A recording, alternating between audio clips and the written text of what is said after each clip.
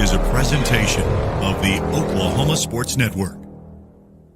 Any other use of this telecast or any pictures, descriptions, or accounts of the game without the Oklahoma Sports Network's consent is prohibited.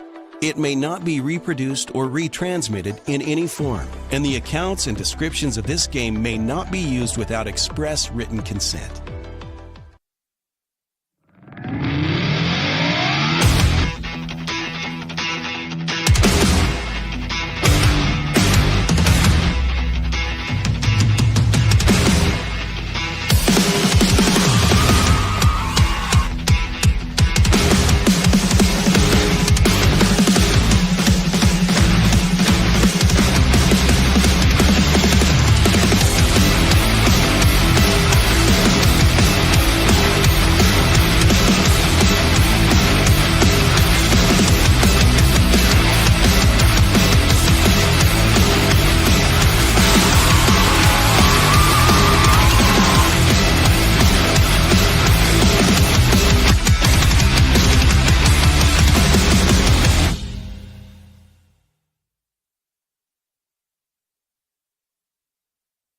Right from the nest in Elgin, we are right at the midway point of the high school football season, and we've got homecoming here in Elgin on the Oklahoma Sports Network tonight. The Elgin Owls, undefeated, taking on the Elks from Elk City. I'm Glenn Brockenbush. Tonight I will be joined once again by Vincent Saylor. And Vincent, homecoming, obviously a big deal around here. A lot of the festivities. You were at some of those today. What's kind of the vibe around town today? Yeah, I mean, homecoming's always a fun week. Obviously, you've got the big parade was today. We're going to have some homecoming festivities before the game, starting at about 6:35. So, like I said, the vibe was very exciting. I mean, like I said, it's homecoming week. There are some distractions involved with it, but it is what it is. And like I said, the main thing is the main thing. The football game is what it's all about at the end of the day. You're going to have much more fun at that dance tomorrow night if you come away with this big victory and start district playoff 2-0. So, like I said, I mean, it's a fun night. It's a fun thing. Crowd was great today at the parade.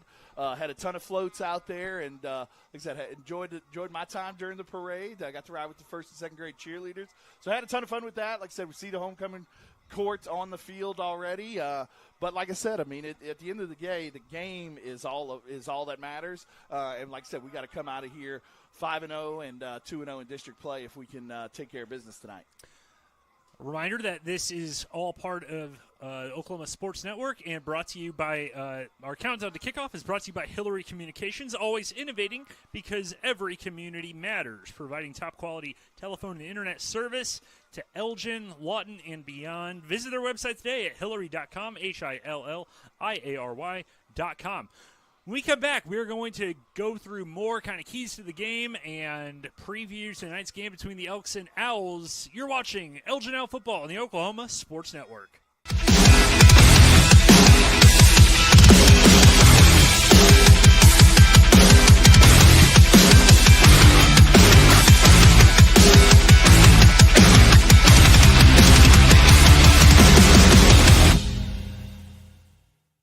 4D Landscaping and Irrigation has been providing top-rated professional landscape and irrigation services for the past 25 years. They take your vision for that perfect landscaping project for your home, new construction, or business and make it a reality with their easy financing options. You'll want to make sure to ask them about their seasonal services too.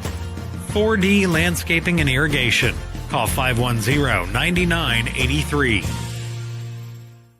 They say the best way to be a good neighbor is to know your neighbors and give a little help when they need it. And when you need a little, you can find help at Ace Hardware in Elgin. Not only do they offer everything from grills to flowers, paint, hardware, and tools, they offer experience to help guide you through the process. And they're happy to take the time to make sure you can do it right. Ace Hardware of Elgin. They're more than just a hardware store. They're your neighbors. Ace Hardware, 7796 Highway 277 in Elgin. Goodbye, paperwork. Hello, convenience. Farewell, waiting. Hello, personal service. Catch you later, dreaming. Hello planning. Buy your dream home, connect with a personal banker, and easily schedule an appointment with digital tools from Arvest Bank. Goodbye limits, hello possibilities. Arrow Sign Company has been serving Oklahoma and surrounding states for over 60 years. As a family-owned business, our focus has always been on driving people to your door, not just selling you a sign. From custom sign design and manufacturing to installation and service, Arrow Sign has the knowledge and experience to deliver the ideal sign for you while using materials of the highest quality to ensure that your sign will look great for years and years to come. We design and manufacture our signs for longevity, so you get the greatest return on investment possible. Arrow Sign Company, helping your business thrive since 1955. Are you looking for more than just a job? Barres Foods in Lawton offers a career with a competitive starting wage, opportunity for advancement, life and health insurance, including medical, dental, and vision, as well as 401k retirement plan. At Barres, you can be proud of a company that gives back to the community. But most of all, you can take pride from making a quality product. Barres Foods, making the best tasting hot dogs and smoked sausages, the food America likes to eat. So come be a part of a winning team and start your path to success today.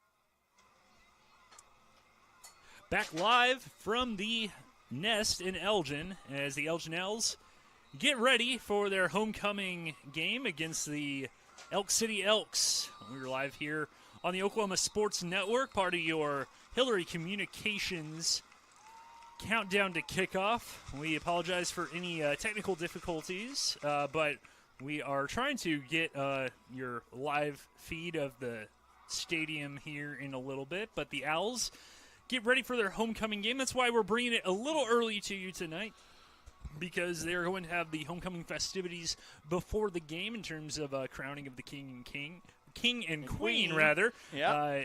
This is why we start early, so I can get all my verbal hiccups out of the way. But yeah, the Owls come in off of another dominant performance against Woodward. We all got back safely, and they take on Elk City. This is one of their old rivals from their previous days in 4A. And, in terms of talking to Coach Chalmer Wyatt this week, Vincent, what are some of the things that Coach Wyatt, Coach Castro, Coach Baker, the whole staff is kind of looking for from the Elks tonight? Yeah, I mean, just kind of like I said, they kind of changed offenses a little halfway through the Cash game. They kind of were a spread team for most of the season, the first 3 games of the year, and then all of a sudden, kind of in the second half against Cash, they went to the bone. So they run a lot of different formations. There we go. We got some live action up there, the pregame. Like I said, they run a lot of different formations. They run a lot of different things. So just got to get lined up to that. And then as far as on the offensive side of things, we'll talk about it a little bit as we get closer to the kickoff with the keys to the game. But on the offensive side of things, just got to get the running game going.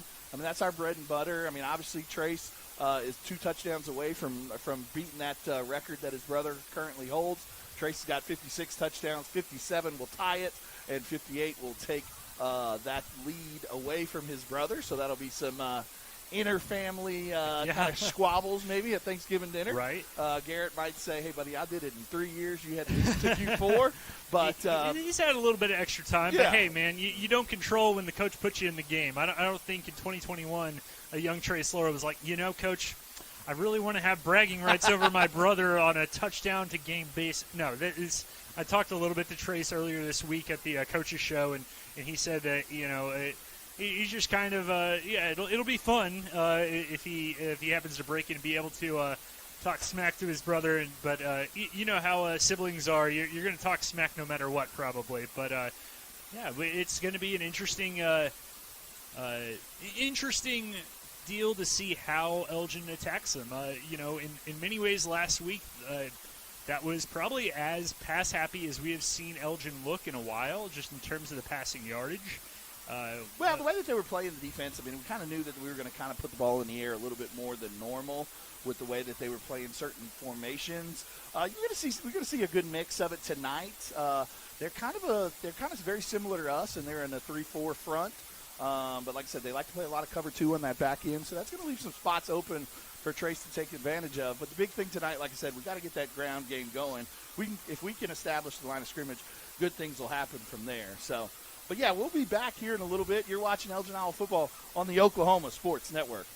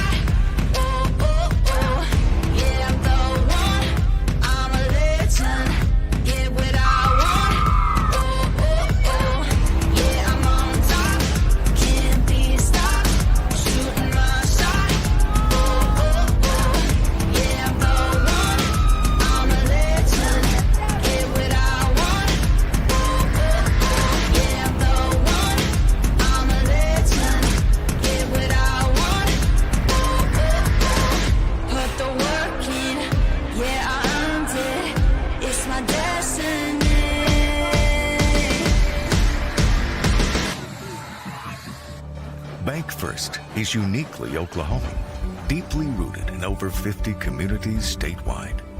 From those roots, our investment in education springs forth, helping to raise the Oklahoma leaders of tomorrow while providing financial strength to the business leaders of today. That's the kind of loyalty that helps entire communities thrive. Bank First, loyal to Oklahoma, loyal to you. Check out the all-new Blue Teak store located off State Highway 17 in Elgin. They have an amazing selection of pre-loved name brand men's, women's, and children's clothing and jewelry, including a large selection of sterling silver.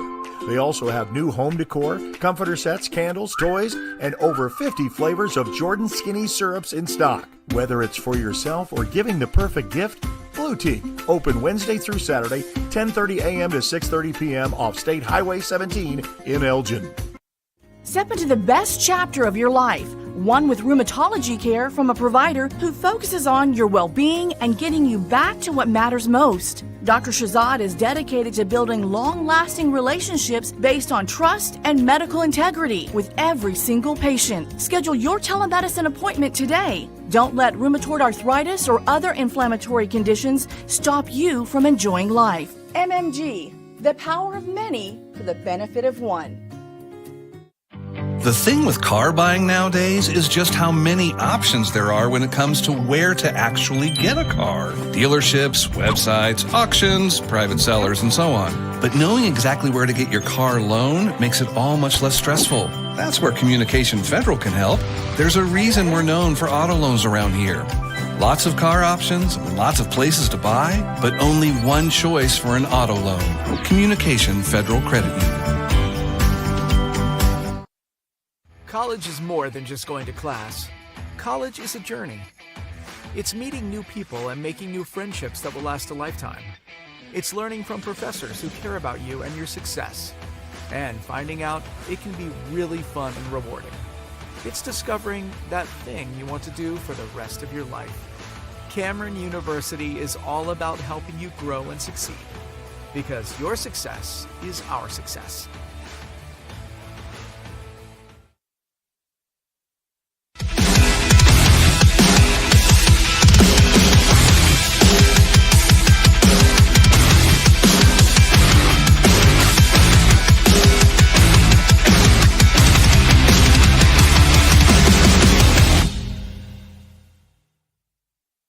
Lawton Fort Sill Regional Airport, just 1 mile to anywhere. Offering non-stop service to Dallas-Fort Worth. Fast, friendly, and convenient without all the hassles. Easy parking, and with close proximity to your arrivals and departures, all in their newly renovated terminal.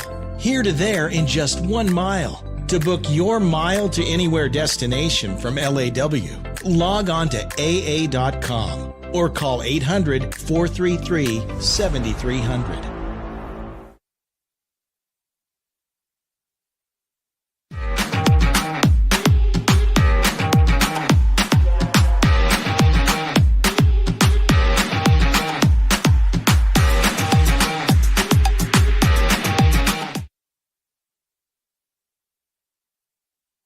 Scott's House of Flowers in Elgin has been proud to serve Elgin and the surrounding area with a wide variety of flowers and gifts for all occasions. Come see them for great gift ideas, including the exclusive Tyler candles. And who couldn't resist Sweet Shop USA, featuring handmade grand truffles. Scott's House of Flowers, just off Highway 277 in Elgin. Delivery available, or stop by for easy pickup. Phone 492-4880. Scott's House of Flowers.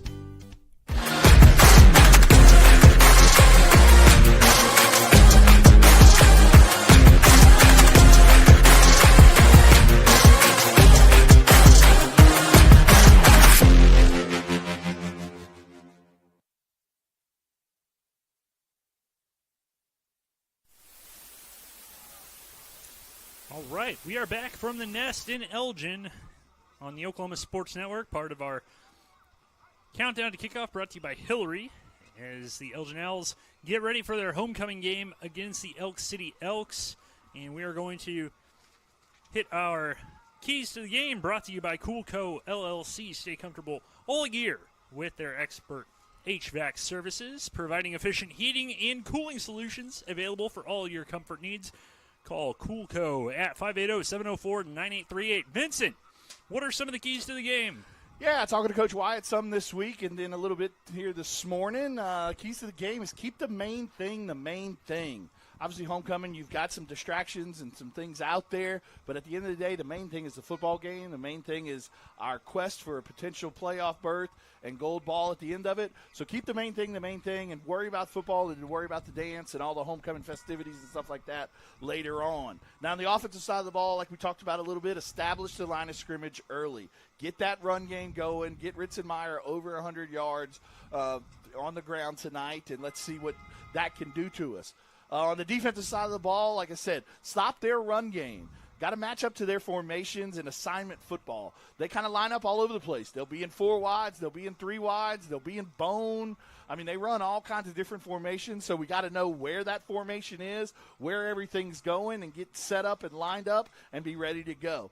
That's your Coolco keys to the game. Yeah, the Elks come into this game 2-2, and as you mentioned, they kind of shifted offensive strategies partway through that game last week against the Cash Bulldogs. But it is going to be a big matchup tonight, just in terms of district rankings and district standings, and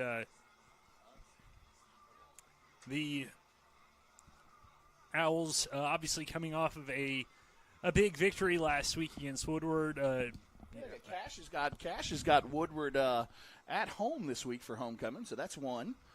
That's right. Weatherford. Yeah. Let's see where Weatherford is. Weatherford with a big win over Clinton last week. Yeah, and they play at OKC Douglas, which I would assume means Bridge Creek is at Clinton. Yep. So, it's going to be an interesting race for those playoff spots in this district. I think we kind of knew who the top 3 were perceived to be, and now it's going to be really interesting to see how the rest of the saga plays out. Yeah, for those that don't know, kind of the way Oklahoma high school football is set up, each district gets 4 playoff teams. The top 2 will get to play a home playoff game in the first round. The bottom 2 will go on the road somewhere. I'm not sure who we're matched up with this year. Probably 4A2. It would be 4A2, yes. So we'd be matched up with those guys. So 1 would play 4, 2 would play, 2 would play 3, and then 3 on the opposite way, the same way that's set up. So, like I said, got a lot of football left to be played before we can get to the playoff push, but like I said, got off to a great start in non-district play, got off to a big win against Woodward.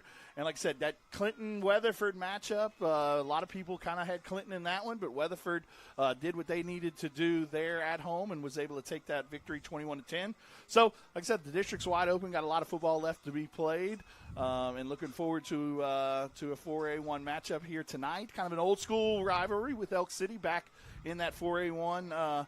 Like I said, Woodward wasn't in there when we were in there before, so this is kind of coming to practice on Wednesday. Coach Wyatt kind of talked about that with the team. Hey, this is that physicality that we're used to in 4A1 with Elk City, one of those old rivals back. So Looks like the Owls are going to get ready to get back into the locker room before the homecoming festivities begin. So we'll take a quick break. You're watching Elgin Owl football on the Oklahoma Sports Network.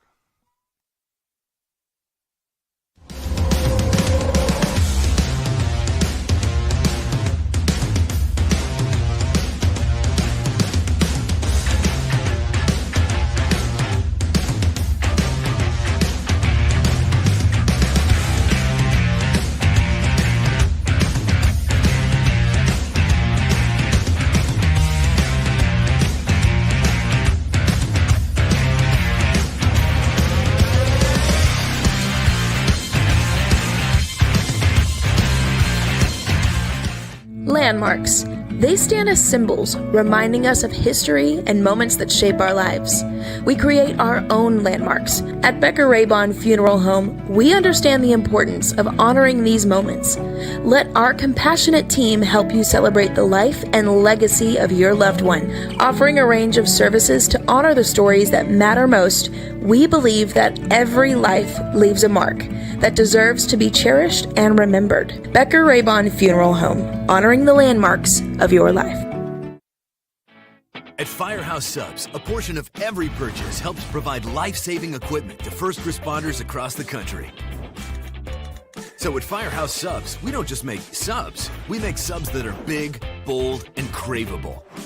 We make our subs differently because our subs make a difference. Whether you order online or on our app, Firehouse Subs Rapid Rescue to Go will have your subs boxed, bagged, and ready for pickup. Firehouse Subs. Enjoy more subs. Save more lives.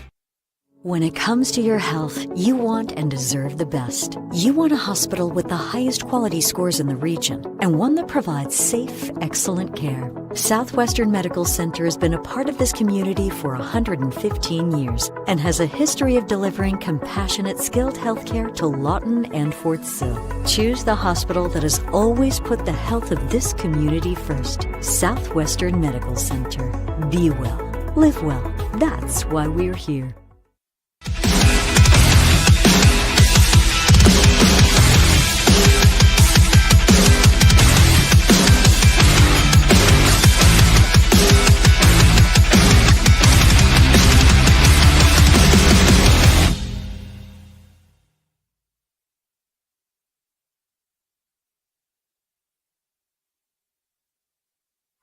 We're back at the nest. We're going to take it down to the field now, and we're going to let you watch the 2024 homecoming festivities.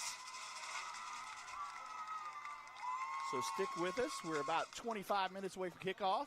This should take about 20 minutes or so. So we'll be back. We're going to stay here live, but listen and watch the homecoming court and see who potentially gets named king and queen this year.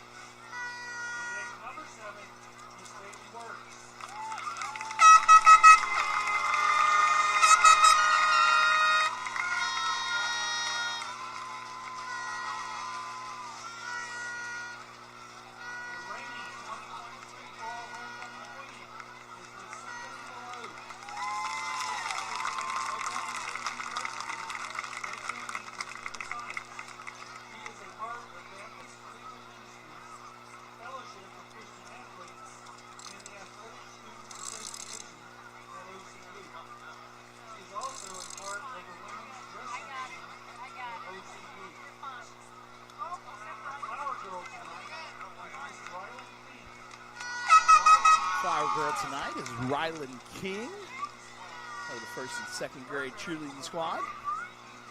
Daughter of Ethan King. K5 Overhead Doors. Stick around. He'll be our offensive player of the game sponsor.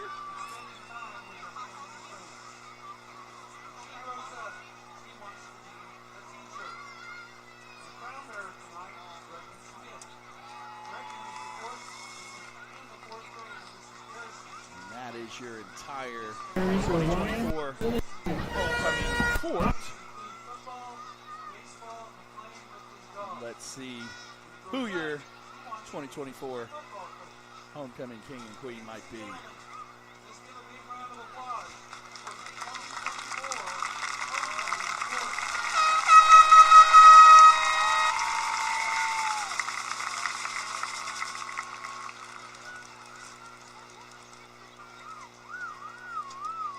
Drum roll, what?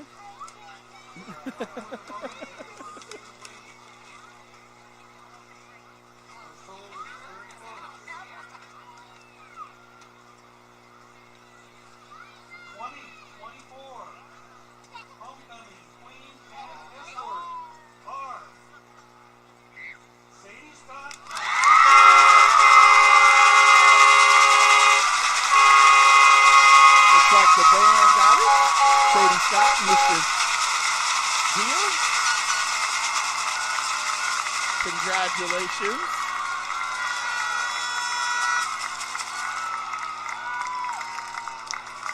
Anthony Velos is going to hand over the sash. Sorry about the technical difficulties we're currently having. Well, congratulations to the king and queen. You're watching Elgin Alf. You've been watching the 2024 homecoming court presentation and homecoming festivities. You're watching Elgin Alf football on the Oklahoma Sports Network.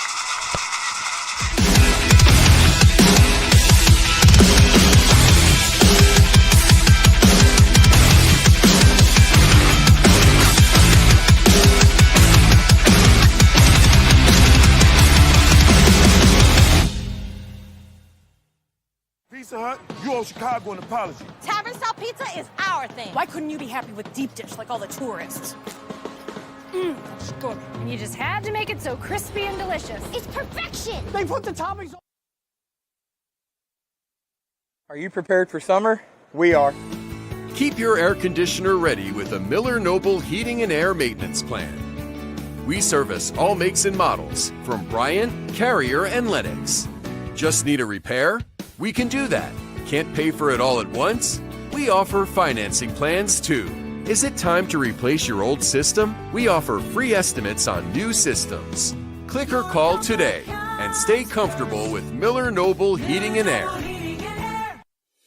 At Billingsley Ford, we pride ourselves on the integrity and transparency of our pricing. The price you see is the price you pay. As your hometown Ford dealer, that's the way it should be. I'm Grant Billingsley, and that's the Billingsley way. Bring home the win at Billingsley Hyundai with huge savings every day from our massive inventory of new and pre-owned cars, trucks, and SUVs. Come by today and see how we can help find a winning deal for you with America's best warranty. Now that's the Billingsley way. The heart of Oklahoma, where your home isn't just a place, it's your peace. At Century Roofing, we understand the importance of protecting your peace. We're experts in roofing technology, techniques, and customer service because we care about Oklahoma and we care about you. At Century Roofing, we combine quality craftsmanship and exceptional service because your home deserves the best. Century Roofing, staying on guard for Oklahoma. Southwest Foot and Ankle Clinic has specialized in the medical and surgical treatment of the foot and ankle for the past 40 years. And they provide all treatments under one roof. From x-rays, radial pulse therapy treatment, to surgical treatments, all with one goal in mind, providing the highest quality medical care with good old-fashioned Oklahoma compassion. Call to set up an appointment today. Southwest Foot and Ankle. 580-357-8720.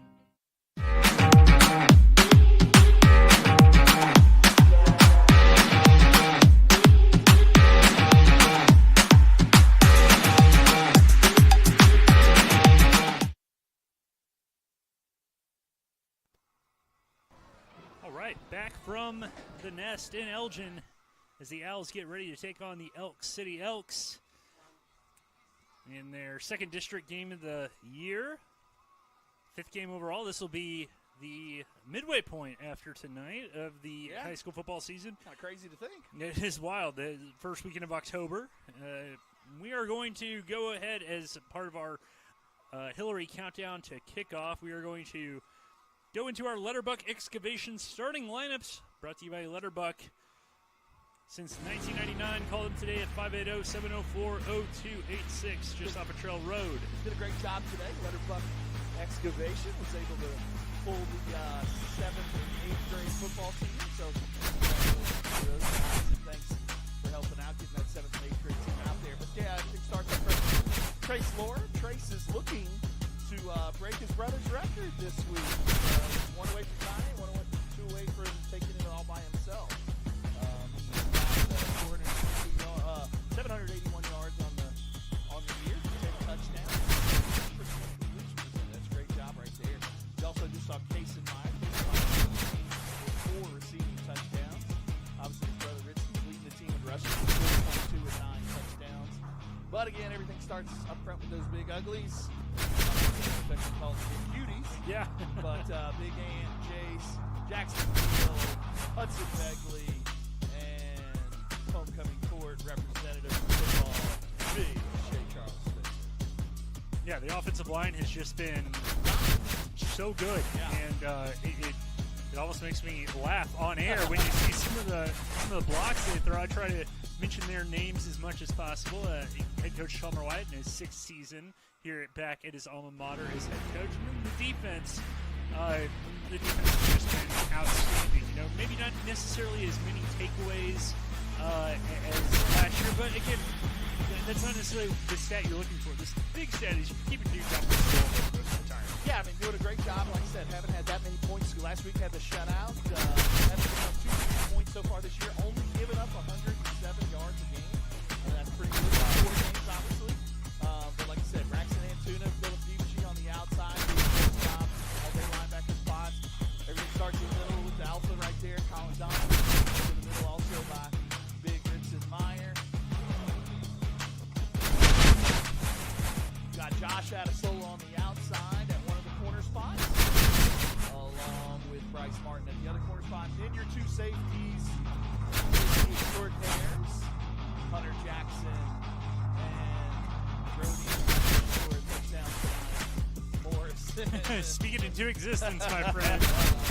Yeah, Brody's leading the team, obviously, with 10 catches. He leads the team also with 279 yards receiving on the offensive side of the ball. But like I said, still yet to get in the end zone, and kind of one of those things. Maybe he'll catch the pass to break the record for Trace. But that's your starting lineups, brought to you by Letterbuck. We're going to take a quick commercial break, and then we'll be back to have the teams run out of the tunnel. So you're watching Elgin Iowa football on the Oklahoma Sports Network.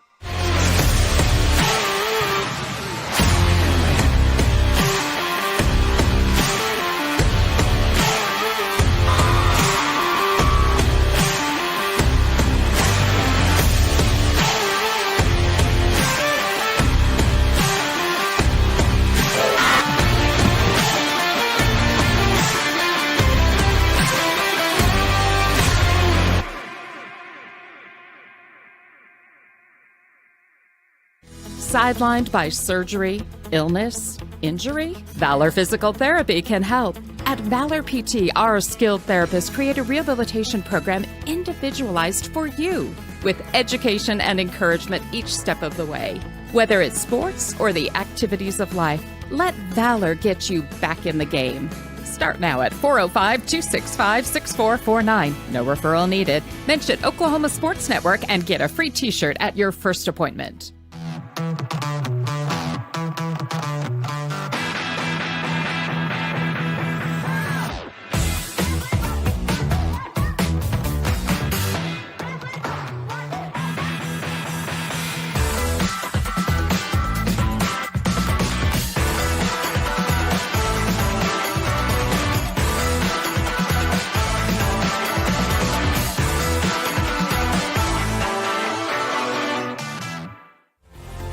Community Health Center's high-quality health care is convenient to wherever you are in the region. We're here for you, whether it's our main clinic on Southwest Lee Boulevard or any of our other locations in Lawton. LCHC has additional clinics in Marlow, Comanche, Cache, Medicine Park, Apache, Elgin, and Burns Flat, with more on the way. Enjoy peace of mind knowing quality care from experienced providers is always available. LCHC, your hometown healthcare.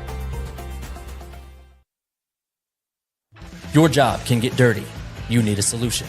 At Waste Solutions, we offer front-end loaders, roll-off containers, and dumpsters for any job, large or small. We also provide residential trash services for Lawton's outlying communities. We've got a solution for small businesses, contractors, construction companies, and everybody in between.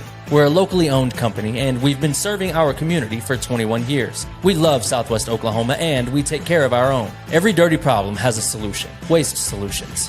Click or call today.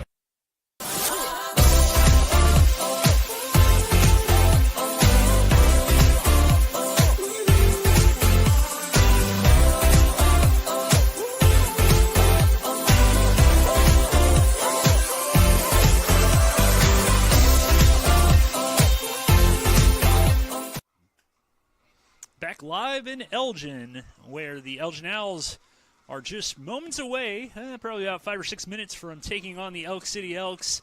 It is homecoming night. We just had the homecoming festivities, and the team captains are heading down there as we speak. And probably in the next few minutes, we will have our coin toss. Probably kick down to Joe here in a little bit. Yeah, with the Joe coin toss. Abshire. Joe Abshire, we missed you last week, bud.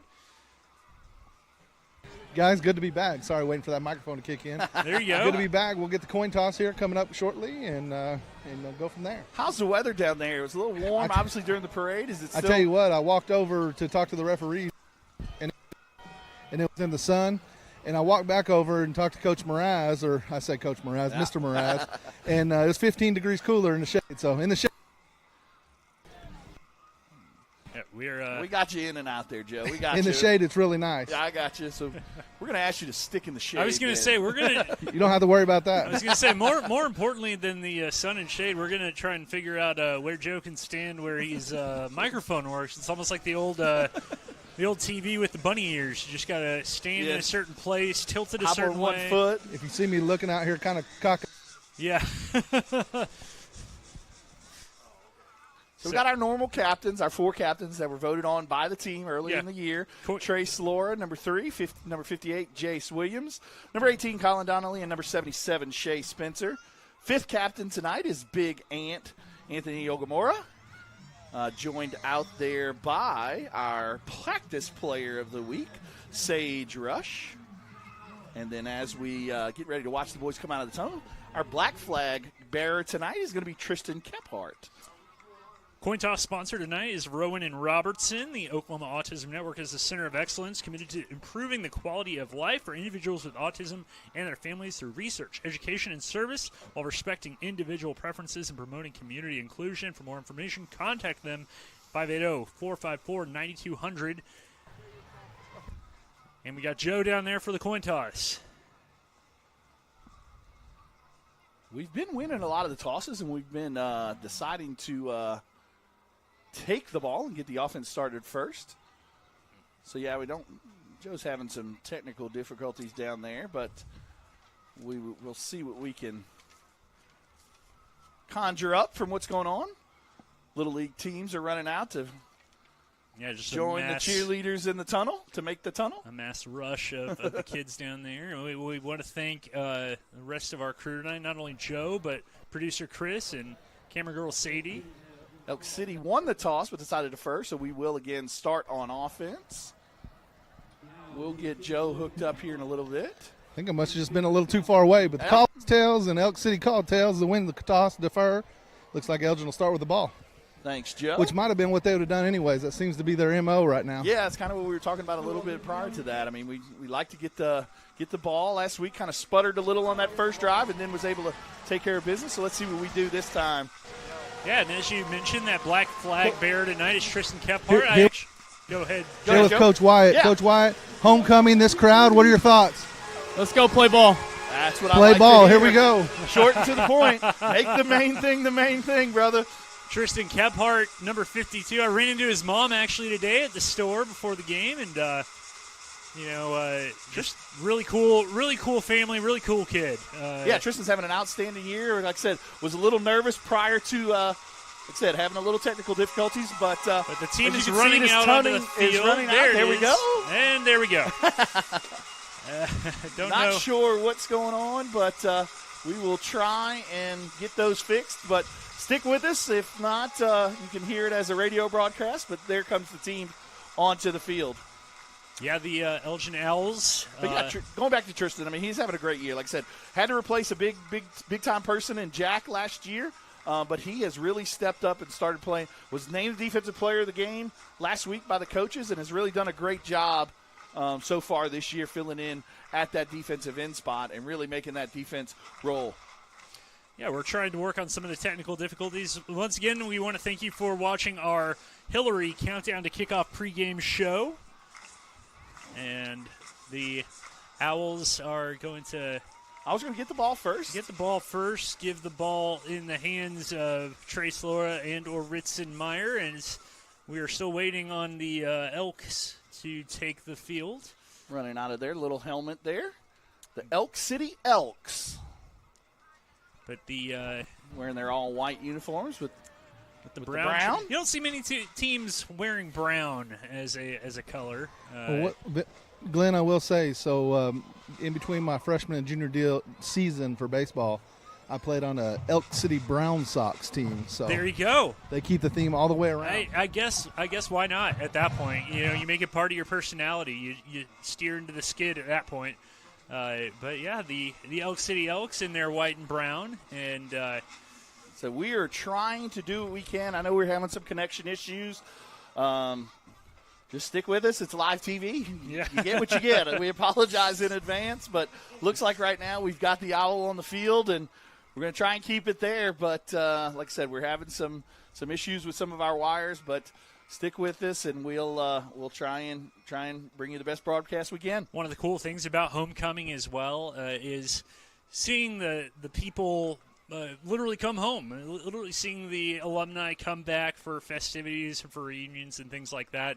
And we've already seen them earlier on in the season, but I've seen a couple of former Owls here in the here tonight. Seeing I believe Andre Crabtree here, and Andre Trey was here. Clay Underhill from a couple years. Yeah, you stole my thunder there. Sorry, I was going to say, yeah, Clay saw Big Clay here. If he said if he has some time, our old producer, which Chris Balvance has been admirably filling in for Clay, but Clay is still in our hearts. Clay's got a little bit of a conflict today. Oh, that's right, yeah, because he works with the Elk City Fire Department. Yeah. He said I had to wear my Elk City shirt. It's like, well, did you have to? But you're sitting on this side, though. But, yeah, we've got the... He's new to the gig, so he's got to wear it early in his career. We'll let him slide. The kick, it looks like, will be from Braulio Luna, and it will be another Wayne's Drive-In kickoff. Come on, everybody. Let's go to Wayne's. And he is going to angle that, and it is going to be fair caught at about the 25-yard line. Yeah, Gabe Rush caught the fair catch right there. I sent out a text to our whole production team and broadcast team last Saturday because the wife and I were trying to decide where we wanted to do lunch, and we said, guess what we're going to do? We're going to go to Wayne's. There we go. Had some delicious burgers. So and Joe, you were there. I didn't want to bother you. You seemed busy. Absolutely. We appreciate it, and you're welcome to come say hi anytime, Glenn. Okay. Well, that's good to know. All right. Well, it looks like we do have our broadcast. Sadie Hightower is trying to work with us, our camera operator. But for now, we've got camera, we've got broadcast, we've got action. It's going to be a handoff to Ritson Meyer. He's going to go to the right side. He's going to juke a defender, be brought down. What a first play of the game for Ritson Meyer. Yeah, like I said, obviously keys to the game, what we talked about all week, and get that run game going. And what can you say about that start right there? Big 20, 25-yard run. Great job of the offensive line creating a big hole. And Jace Williams came to the offensive line before they went out, and he said, first play. Awesome. There you go. Love to hear it. Yeah, Jace, not only a great blocker, but really developed into that leader that I think we all believed he could be. He talked a little bit to his dad today, and he's a real go-getter as a person and as a football player. So it's going to be a handoff to Meyer again, a little bit more blockage and obstacles kind of in his way there as the second play of our Vincent Saylor State Farm first quarter. I know that dude. Yeah, in sure the words do. of Jeff Spicoli. Yeah, sure does. The Vincent Saylor State Farm. Call us anytime at 580-699-2771. So we're trying to work with some wires and not sure what's going on, ladies and gentlemen. Like I said, we completely apologize. Oh, it was man. a false start right there. Pushed Jackson Deal over, so that's going to be an easy 5 yards for us right there. Yeah, that defensive front there for the Elks. It looked like it was either number 54 or number 22, either Kai Brott or I thought I saw 54. I don't have a 54 on a roster here, but we will see. All right, so they did move it up. It's going to be second down. And it's going to be another handoff to Meyer. He's going to follow his blockers, go up the middle, and run into a player from the Elks as well as his brother, Kaysen. It looks like Kaysen Meyer was trying to block Tucker Garza there, the junior defensive back who will play both ways for the Elks, as many of these players will at the 4A level. Yeah, just a good power run right there, getting the first down and getting the ball inside of the 30-yard line. Good first drive right here. Offensive line is controlling that sucker tonight so far, and it looks like we have another jump. It's not 54, it's 64. Aiden Muse, who that might be the second jump from Muse tonight. It looks like that defensive line, their job tonight is going to be a tough one to try to get around that big offensive front that has done such a good job. And it's the offensive front +1 right now as we got that blocking package with Colin Donnelly on the edge, and we're going to hand it off to Ritson. Ritson's going to spin move it. He's going to juke another defender. He's going to go to the right and be brought down inside that Rising Eagle red zone and brought down inside the 5-yard line. What a start for Ritson. We haven't had to put it in the air yet. No, we haven't. Like I said, good job on the right side of the offensive line. Going to bring in that heavy package right now. Yep, here Trace is coming out. Trace Laura's out. Peavy, Sutherland. Jackson Sutherland coming in as Kobe well. Morton and the de facto quarterback right now in that Wildcat is going to be Ritson Meyer, number 34. Ritson's going to take it. He's going to run to the left. He's going to be almost ankle bit. He's going to run to the right. He's going to slip and fall down. A loss of about 5 yards actually there. We're going to try to do my best radio broadcast. Yeah, just like you said, tried to run a quarterback sweep out of that Wildcat position. Good job of penetration right there on the right side of the defensive line, and Richard tried to reverse field, but wasn't able to do much with that one right there. So we're going to bring Laura back out there. We're going to go with 3 receivers, 2 to the right, 1 to the left. Pistol formation. Ritson Meyer in the backfield. Laura's going to throw. Laura's waiting. Plenty of time. He's going to scramble. He's going to throw to the left, and it's going to be caught. Touchdown, Elgin. Colin Donnelly with the sliding touchdown grab for number 18. Great job on senior homecoming. Great job by offensive line right there, giving Trace a lot of time. Couldn't find anybody open on his first route right there. We're kind of doing the radio broadcast right here. Slid to his left a little. Colin broke off his route to the corner of the end zone, and great sliding catch right there for the touchdown. That ties his brother Garrett at 57 touchdowns in his career. Colin's second touchdown of the year, had one last week. Rushing. The kick is up, and the kick is good. So that makes it 7-0 Elgin Owls with 9 minutes left to go in the second half. In the first quarter, you're watching Elgin Owl football on the Oklahoma Sports Network.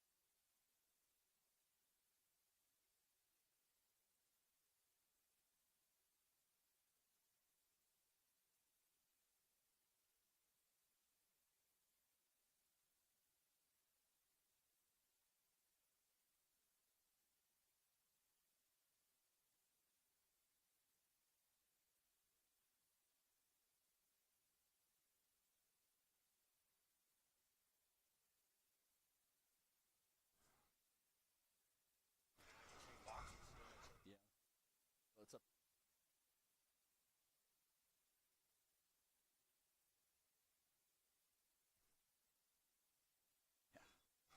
All right, we are back. Sorry for all the technical difficulties, but we are back here at the Nest in Elgin, where the Owls have just taken a 7-0 lead on Elk City with 9 minutes to go in our first quarter. Adon Delgado has it lined up for another Wayne's drive-in kickoff. Come on, everybody. Let's go to Wayne's. Delgado is going to put his left foot into it. He's going to angle it. It's going to be a little short, right about in the 18. It's going to bounce off the return man. It's out on the field. I think Gabe it's Rush recovered by the Elgin Owls. Like I said, so the kickoff went to about the 25-yard line, tried to fair catch it, bounced off of his chest. It was a fight for the ball, and looks like Gabe Rush came up with it there at the end. And so Gabe Rush is returning it. He's taking it on either way on the kickoff team. Yeah, Joe, what you got down there? Just the same thing. He took his eye off of it, looked at it, and hit off his chest, and Gabe Rush was there. Awesome. It looked like James Harold, number 8 for Elk City, really didn't know what he wanted to do with it. One of those kind of situations where you hear about the receiver thinking about running before he catches it. It looks like he was thinking about running it before he caught it. It hit him right on the shoulder pad, bounced off. Just kind of typical. Not enough thinking, too much doing in that case. So Elgin has the ball at the 26-yard line. It's going to be a handoff to Meyer. Meyer's going to strafe to the left. He's going to try and stiff arm a defender. He's going to be brought down after about 9 yards. He's going to, not really. That's the big difference between looking at somebody like Ritson, and we've talked about this earlier this year, is not that Ritson isn't fast, but it is a different style of running than maybe Elgin fans are used to with Matt Lund, where it would be one cut and then off to the races. Ritson has speed, but he's definitely more of a, football as a punch in the mouth. Yeah. Yeah, no, he uses he does have great speed because we've seen him in the open field so far, but like I said, uses more of his strength and his power. It's going to be a handoff on 2nd and 2. Ritson's going to cut, and he's going to power his way for the first down inside that Rising Eagle Brewery red zone. We still want to give our sponsors their due, even when we can't show them on screen. Speaking of which, I know we're a little late to it, but our R&J Motors drive summary on that touchdown, it was between about 65 and 70 yards on that touchdown, capped by the touchdown pass from Trace Laura to Colin Donnelly. And so we're going to have a 1st and 10 from about the 13-yard line. 2 receivers, a tight end, I guess 2 tight ends, running back. Laura's going to throw. His man fell down. It looked like Colin Donnelly was going to be the intended target unless Brody Morrison was going to run a cutback. It looked like it was just an out route there by Colin. When he went to make that out route, he kind of slipped and fell on it. So luckily harmlessly fell to the ground right there. No harm, no foul. The defense was covering Colin like a rain cloud, so it really didn't. The ball was not thrown. It was thrown where he was going to be, not where he was. So 2nd and 10 from the 13, 7:40 to go in our first quarter. It's going to be a handoff to Meyer. He's going to drag a defender with him and get a couple of yards there. Looked like Kai Brott was the one going for a little, not quite a piggyback ride, but kind of just being dragged along the truck there. And so it's going to bring up a 3rd down. They're going to say about 3rd and 9. We really haven't seen the Owls in too many of these pressure situations. Remember last week against Woodward, it's hard to remember because we ended up putting so many points on Woodward, but it started out with what was nearly a 3 and out. So it's going to be 3rd down. He's going to throw. It's going to be caught by Donnelly. He's going to be brought down short of the 1st down, I believe. And Laura just kind of looks over to the sideline about what do we want to do now, because it's going to probably be about 4th and 1 here at the 4-yard line, and it looks like they're keeping the offense on the field. I don't see why not. Yeah, 4th and 1 right here. Probably going to try and do some sort of power play and get the 1st down. And not to be a negative Nancy, but even if you don't get it, you're putting them in a really rough situation there, and we're hearing a whistle. Yeah, they're going to take a timeout from Zach Maynard and Elk City. So with 6:31 to go in the first quarter, you're watching Elgin football on the Oklahoma Sports Network.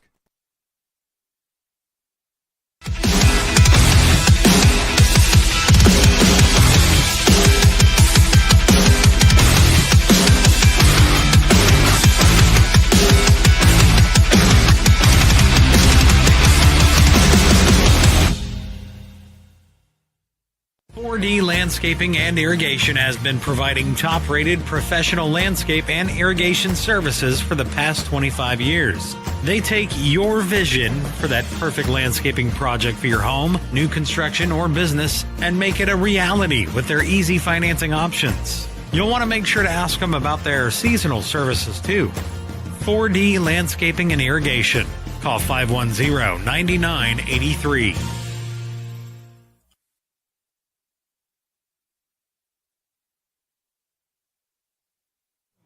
All right, we're back. It is 4th and 1. Looks like the Owls are going to bring. You got Vincent Saylor right here. We're trying to work. Glenn's up there with Sadie, trying to get. Going to maybe bring the camera down and try and maybe do it from the press box, so that way we can get you some sort of video. But it's 4th and 1. Ritson behind, dotting the pistol formation. Hand off to Ritson up the middle. It looks like he's going to work his way into the end zone for your Elgin Owl touchdown. Woo! Makes it 13-0. Just a quick little inside handoff to the left. Great job of following Jace Williams and Big Ann into the end zone. Pretty much untouched. It makes it 13-0 here in the Vincent Saylor first quarter. 6:27 left to go. Adon Delgado in for the extra point. Held by Kason Meyer. Kick is up and good. It makes it 14-0. You're watching Elgin Owl football on the Oklahoma Sports Network.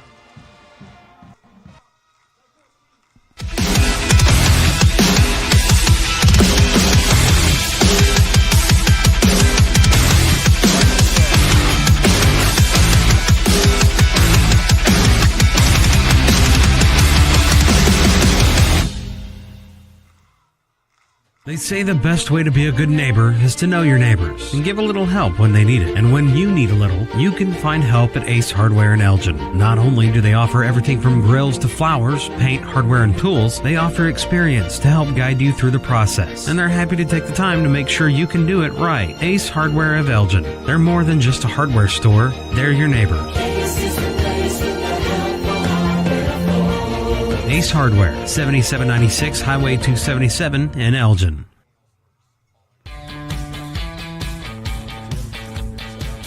Goodbye, paperwork. Hello, convenience. Farewell, waiting. Hello, personal service. Catch you later, dreaming. Hello, planning.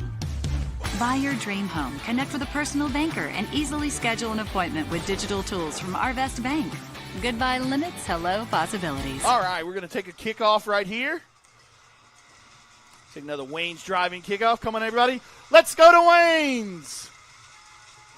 Kick fielded by number 3 for Elk City.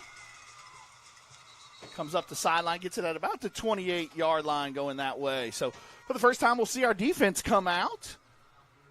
Trying to get you some video. Got Sadie now in the booth with us and see if we can get some connection better for you guys. That's a good way to start the game when you've had 2 possessions before they get one. Yeah, 2 possessions, 14-0 before we've seen their offense. See what our defense can do right here. Yeah, and that R&J Motors drive summary was only about 26 yards. Pretty much all on the ground, if I think so. Yeah. And then Ritson punched in well, on the 4th and 1. I guess we had the pass to Donnelly that set up the 4th and 1. But we are trying to set up camera as we speak. But it's going to be 1st and 10 from the 25. 2 backs behind Logan Webb, the quarterback for the Ball's on the ground. And ball's on the ground. It's ours. Colin Donnelly recovered it. So how do you like that? 2 turnovers for that Owl defense and special teams. I don't know anybody that plays fantasy high school football, but man, if you got the Elgin defense and special teams, doing pretty good some for you points right now. Somehow I feel like we wouldn't be able to be unbiased in a high school fantasy football draft. I feel like we would pick a lot of guys from one particular team. But so it will now be the Owls' ball. After that fumble on the first carry, I didn't even really see the fumble. Yeah, we will kind of talk to Joe here. It was just on the mesh. He put it in there, and the running back really didn't take it. Scrambling or running around is Laura. He's going to throw it, and he's going to be caught. That is Morrison. It's going to be a minimal gain. So Yeah, just kind of a rollout there. I guess scramble isn't the right word. He looked very calm and composed, and it was done on purpose. But yeah, it's still relatively warm evening as the sun sets in Southwest Oklahoma. 5:50 and change to go, or 5:50 and counting in our first quarter. Brought to you by Vincent Saylor State Farm. We apologize for technical difficulties. It's going to be a quick throw to Kason Meyer. He's going to be brought down again, just short of the first down, and inside that Rising Eagle Brewery red zone. Shout out to Rising Eagle Brewery. Good brick oven pizzas and more. So it is going to be 3rd and 2 from the 16. Pistol formation, and it looks like they might have gotten the Elks to jump again, but I guess no neutral zone infraction. So play clock down to about 13. Kason Meyer in motion again. It's going to be a handoff. Antuna is going to be stopped, but pushes forward. I think, oh, man, are they going to give him that first down there? I think they're going to. He gave it to him. Okay, they're going to give it to him. And he got it, honestly, looking right here. First and goal. You said something about that neutral zone. They're actually like 2 yards off the ball now after jumping twice. Oh, wow. Okay. Yeah, they at that point, if you're Zach Maynard or the defensive coaches for the for the Elk City staff, yeah, you want to make sure you're not giving it. And they did it again. They did it again, and it looks like are we getting a penalty this time? See, that time it was only a yard, and he was offside. So. Oh my goodness. So that is going to be a penalty against the Elks, and as if the Elgin offense needed more help, they're going to be 1st and 5 from about the 8-yard line with 4:25 and ticking to go. Let's see if we can get him to jump again. It is actually going to be a handoff to Antuna. Antuna's going to go up the middle of the gut. Is he in? Yes. Give it to him. Touchdown, Elgin. Braxton Antuna. That makes it 20-0. From You're Elgin about Owls. 8 yards out, Braxton Antuna with the touchdown. Hey! And just in time, we finally got you some. All right, we got Sadie in the booth with us. Thinking quick on Nobody our feet. breathe, nobody touch it. Thinking quick on our feet, got her down. So you're going to have a little bit of a different angle tonight. And we will try and get as much action as possible, but we got the video up and working Kick for the from moment. Delgado, up and good. 21-0 our score, 4:13 to go in the first. Elgin leads Elk City. You're watching OSN.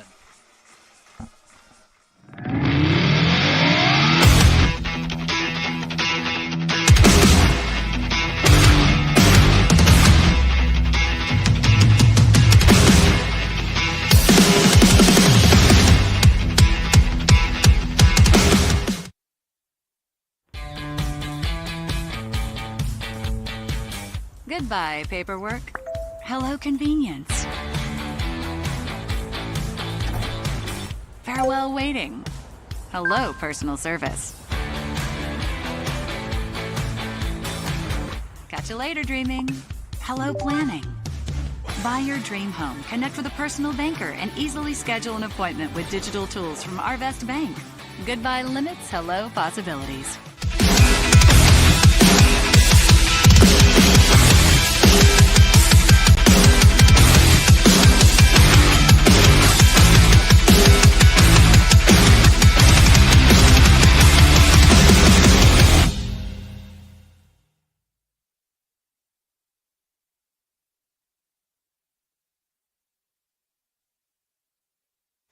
All right, and we are back live at the Nest where Elgin has a 21-0 lead here in the first quarter.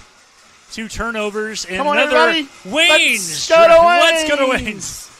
We're a little discombobulated, but we're going to Taken figure at it the out for you. 22 and pushed out of bounds by Sutherland. That appeared to be Jackson MacArthur for the Elks. So Elk City is going to get another. Bryce Martin's helmet come off, so probably see Gage Rush run in there at that other corner spot for a second. Yeah, another sit out of play. R&J Motors drive summary. R&J Motors drive summary. Not very far. Again, probably about 24 yards, 25 yards, something like that. Capped off by Braxton Antuna with the touchdown run from 8 yards out. So Tiny gets on the scoreboard tonight. So now you finally get a visual.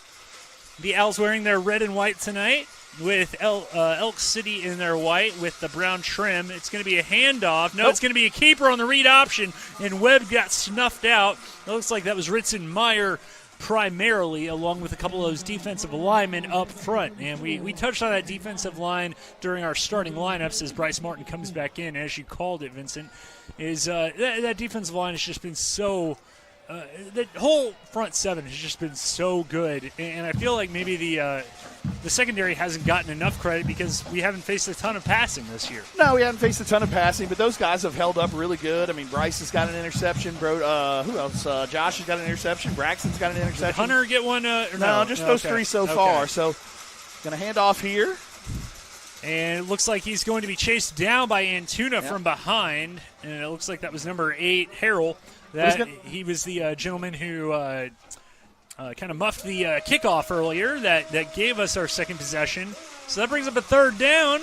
Yeah, just kind of recap real quick. Obviously, we didn't have video for it, but Owls lead 21-0. Took the opening kickoff, went all the way down there, scored on the next kickoff, fumbled, got the ball back and scored again. Then on the first offensive play of Elk City, another fumble picked up by the Owls, and then they went down and scored again. So 3 possessions, 3 touchdowns.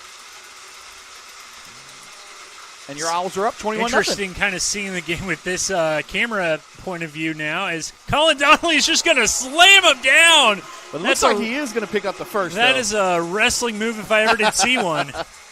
Greco-Roman or WWE. A little slow getting up. Yeah, obviously you hope the guy is okay. As it looks like well, that was Harrell Harrell again. Harrell is going to. We'll stay right here, though, because it looks like he's going to be coming off pretty quickly. Yeah. Looks like number 21, Jaden Wynn, is coming into the game. So, again, like I said, we apologize in advance. Retrospectively. Yeah, retroactively. For our video difficulties. We must have had some kind of connection issue upstairs. Thinking quick on our feet. Brought Sadie back down in the booth with us. And looks like we're good to go now. So, hopefully you'll have unfettered action for the rest of the night. Deep throw. post right here. Look at it, Hunter. Hunter Jackson has it go through, and literally, as you said that, we lose. Okay. Momentarily, we lost footage there, but yeah, just faked the run right there. Tried to go to a deep ball, and Hunter wasn't able to track it down. Yeah, Logan Webb looking deep on that play. So the picture was cutting out earlier. Hopefully, it doesn't now for a while. Looks like now 2nd and 10 from the 40. Again, kind of that almost like pro-style pistol. It's going to be a handoff. No, it's going to be kept by Webb again on that read option. Antuna brings him down, and that'll bring up another 3rd and long for Elk City. And honestly, that quarterback, he's really riding that out. I think that's why that first one was a fumble is he rode it so long and then tried to give it, and the running back's like, wait a minute. So we've got the crowd bringing the noise right now on 3rd down with under 2 minutes to go. Jared Williams does a good job of dictating that to the crowd and letting them know what's going on and what down and distance it is. 3rd and long right here. You just know that black flag defense wants to get to the quarterback. Keep this shutout streak going in terms of quarters without a touchdown. It's certainly from the first team. They're flushing him out of the pocket. It's deep, and it's through the hands of Josh Adesola, and you know he would love to have that one back. But you know what, Josh, it is okay because we forced a punt anyways, and Brody Morrison will go back to receive the punt. Yeah, just to roll out this way, kind of tried to throw it back across his body a little to the middle of the field, but kind of sailed it a little, and Josh got his hands on it, but that's a tough one to intercept. I mean, there was a bunch of debris and garbage kind of in his eyesight, so good job by the defense after a couple decent plays of stopping them and forcing a punt. It's going to be Trace is about to take the ball back. Like I said, has tied his brother's record. 1 more to go to get that school record. It's going to be a punt. Low line drive. But it's going to take a bounce through Brody Morrison. Brody Morrison's going to pick it up at the 10. He's going to try and get some blocking. He's going to reverse field. He's going to cut up the center of the field. Looks like the ball hit the turf, but I believe he was down, and we lost Either way, picture Colin. again. But Colin Donnelly on it. And so the Owls will have the ball at about their 6 or 7 yard line now, as we are going to try and fix any of our technical difficulties for you currently. And first and 10 from the 7 yard line, 1:12 to go in our first quarter. And the Owls going to go back down there. Did have a flag on that play. Oh, okay.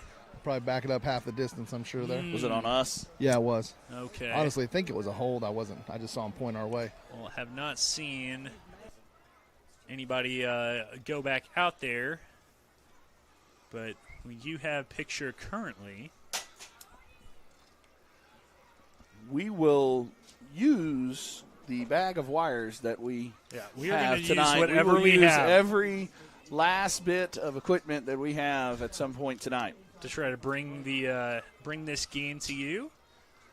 But yeah, it's going to put us inside of the 5 yard line right here.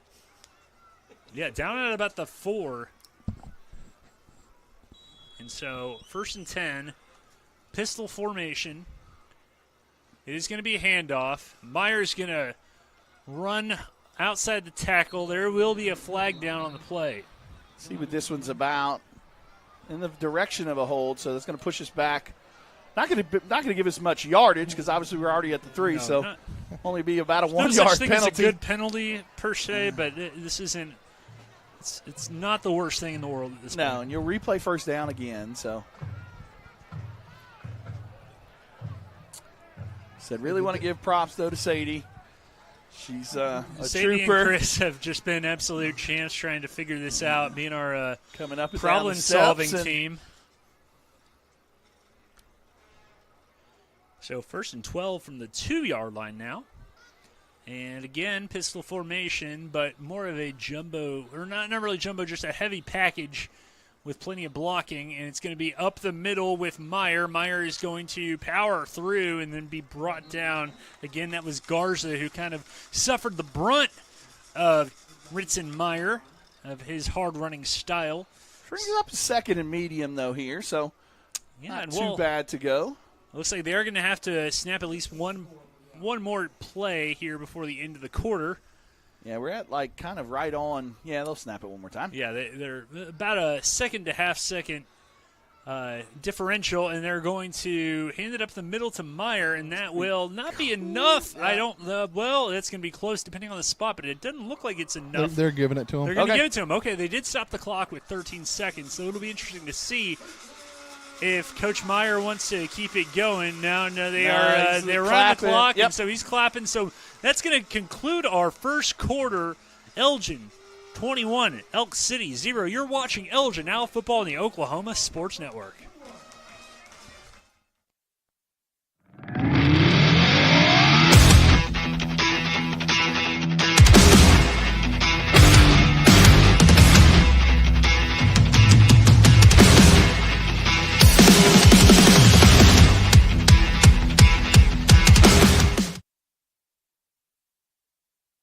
Sign Company has been serving Oklahoma and surrounding states for over 60 years. As a family-owned business, our focus has always been on driving people to your door, not just selling you a sign. From custom sign design and manufacturing to installation and service, AeroSign has the knowledge and experience to deliver the ideal sign for you while using materials of the highest quality to ensure that your sign will look great for years and years to come. We design and manufacture our signs for longevity, so you get the greatest return on investment possible. AeroSign Company, helping your business thrive since 1955.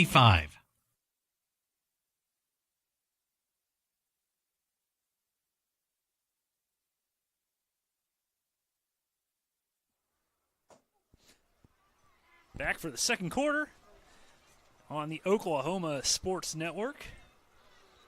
Obviously, we want to give a shout out. I mean, we've had 3 touchdowns tonight, a bunch of turnovers and things like that, but we weren't able to get to any because we didn't have video. But want to give a shout out to our replay sponsor. That's right, Southwest Bedliners. Yep. 17 years, more than 17 years of experience. You can count on them. Not able to bring replays when we didn't even bring you the first play. Yeah, so that's we're fair. trying our best up here. So it's going to be Play action. Going Laura deep. is looking deep. He's got Brody Morrison open. Run. Morrison at the 40, the 30. Vincent called it. Touchdown, Elgin.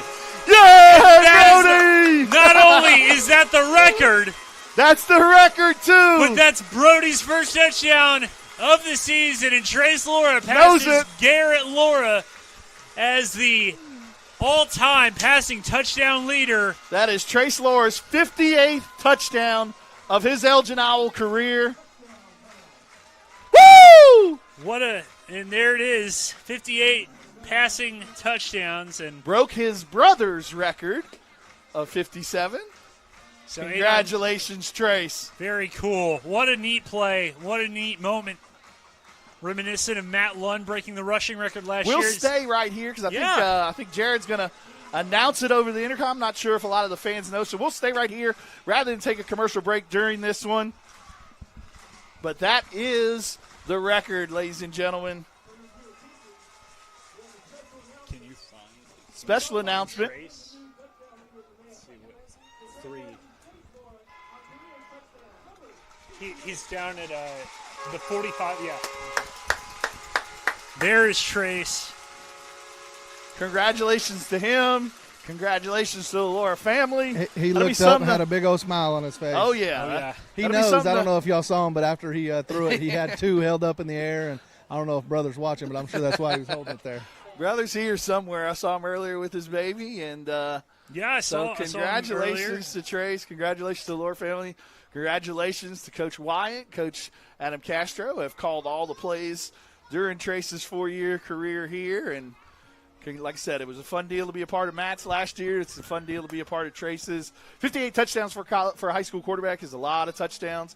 Shows his, like I said, not only is just his passing arm and things like that, but also shows his longevity, his availability, and congratulations to those guys. I know his mom and dad are super happy. Yeah, I think that's part of who he was pointing to. Yeah. Was I think Coach, formerly Coach Laura, Principal Laura, was on the other side of the field there, it looks like. And, man. And it's good to get that behind you. I mean, like I said, Matt thing kind of hung around a little bit last year. So it's good to get it behind. But now it's 28-0. And you got another Wayne's driving kickoff. And it's going to be kneeled down. He did not want to go to Wayne's. He wanted to stay right where he was. Joe, how was it down there, man? Man, it was cool. Like I said, he had a big old grin on his face. He was excited. He knew. I think he ran down there and probably gave Dad a hug. If I were betting. So he definitely disappeared on the opposite end there for a minute. Good deal. Yeah, makes it 28-0. Your R&J Motors drive summary. Yeah. Was it the first play? I tried. Second play? They got that first down coming out of the end zone. Oh, yeah, coming out of the end zone. It was the first play of the quarter. First play of the second quarter was on their third down. Yeah, a long touchdown pass That is to one Brody. of the longest pass plays we've seen. And that's a cool one to break it on, too. Like I said, not just a little dink and dunker. No. Threw a long post route. It was an 86-yarder. They started on the 14 right there. 86-yard touchdown to Brody, and Brody's got that monkey off his back that we've been talking about for a couple weeks now. I called it. I said he was going to get the time. Brody had to slow down just to catch that, and I thought, please don't get caught. Well, yeah, but again, like I said, we're back to action now. Congratulations, Trace, and Vincent, see what the defense can do. Vincent, you now have a connection to that play forever because I think during my call I even said, Vincent, you called it. And so, and I'm sure I was yelling and screaming during your call, too. I apologize about that in advance. Don't worry about it. I blacked out a little bit, let's be honest. But Glenn, you've worked with me long enough to know. No, I'm not offended at this point. Oh, man, yeah, it's going to bring up another third down here. And I think one of the coolest things that we've talked about a lot is kind of the camaraderie and the togetherness of that senior group. The first person on the sideline that Trace Laura, I think, dapped up was Colin Donnelly. Yeah. And how much football those two played together. I mean, Colin, Trace, Jace, Adam Eaton, Shay, and all those guys. Woo! Man, just that big hit there. And speak of the devil, there's Mr. Donnelly. Yeah, just come on a straight blitz right there. Quarterback obviously didn't see him. Southwest Customs bedliner replay. Maybe. Sure. Maybe. Close enough. And yeah, that was a just really good pressure, unfettered there, to steal your word from earlier. There we go. So it's going to bring up 4th down, and Brody is going back there. No rest for the weary at this point. He's at his 40 trying to return it and get the ball back into the hands of that potent offense. 28-0 our score, and it is going to take a hop and a bounce and a let it roll and going to go out at about the 30. Exactly the 30 is where the Elgin Owls will take over. Last year, when Matt broke the record out, the game was a little bit more out of hand at that point, and I think it might have been in the second half, if I remember correctly. The only thing we didn't get to see this year was Coach Adam Castro's athletic ability. Yeah, like run year. there, down there, give the jumped hug. Over, jumped over, but had to stay close for his play calling duties right there. But like I said, cool deal.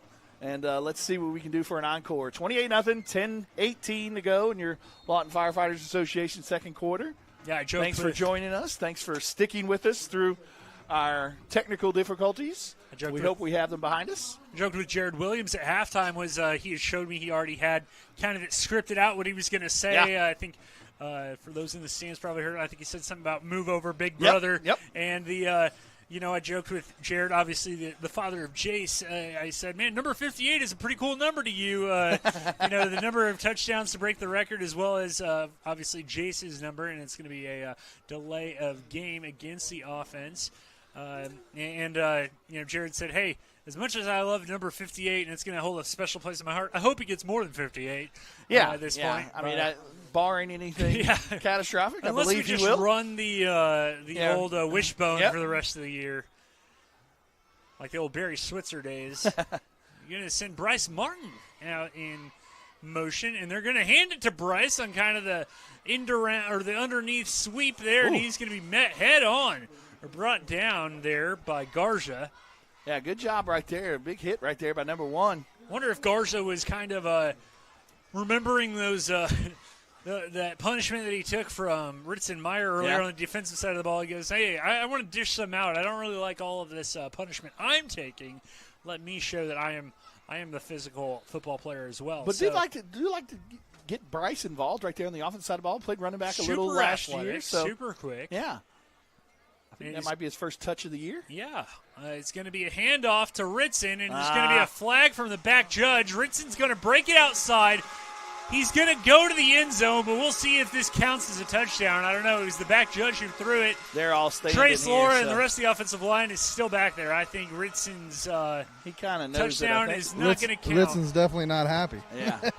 Come on, guys. No, that's his second or third of this year. That's kind of been those it's at least his second one. He had one in MacArthur as well. And then I want to say last week he might have had one too that was pretty good. I went back and looked at the penalties from last week. I think it was more penalties than that Cowboy Giant game that I kept lamenting about. And if I'm not mistaken, we ended up having that running clock in that second half. Not to belabor the point, but I think almost all of those penalties were in the first half last week. No, there was a couple in the second half. Okay. Well, I said almost all, but yeah.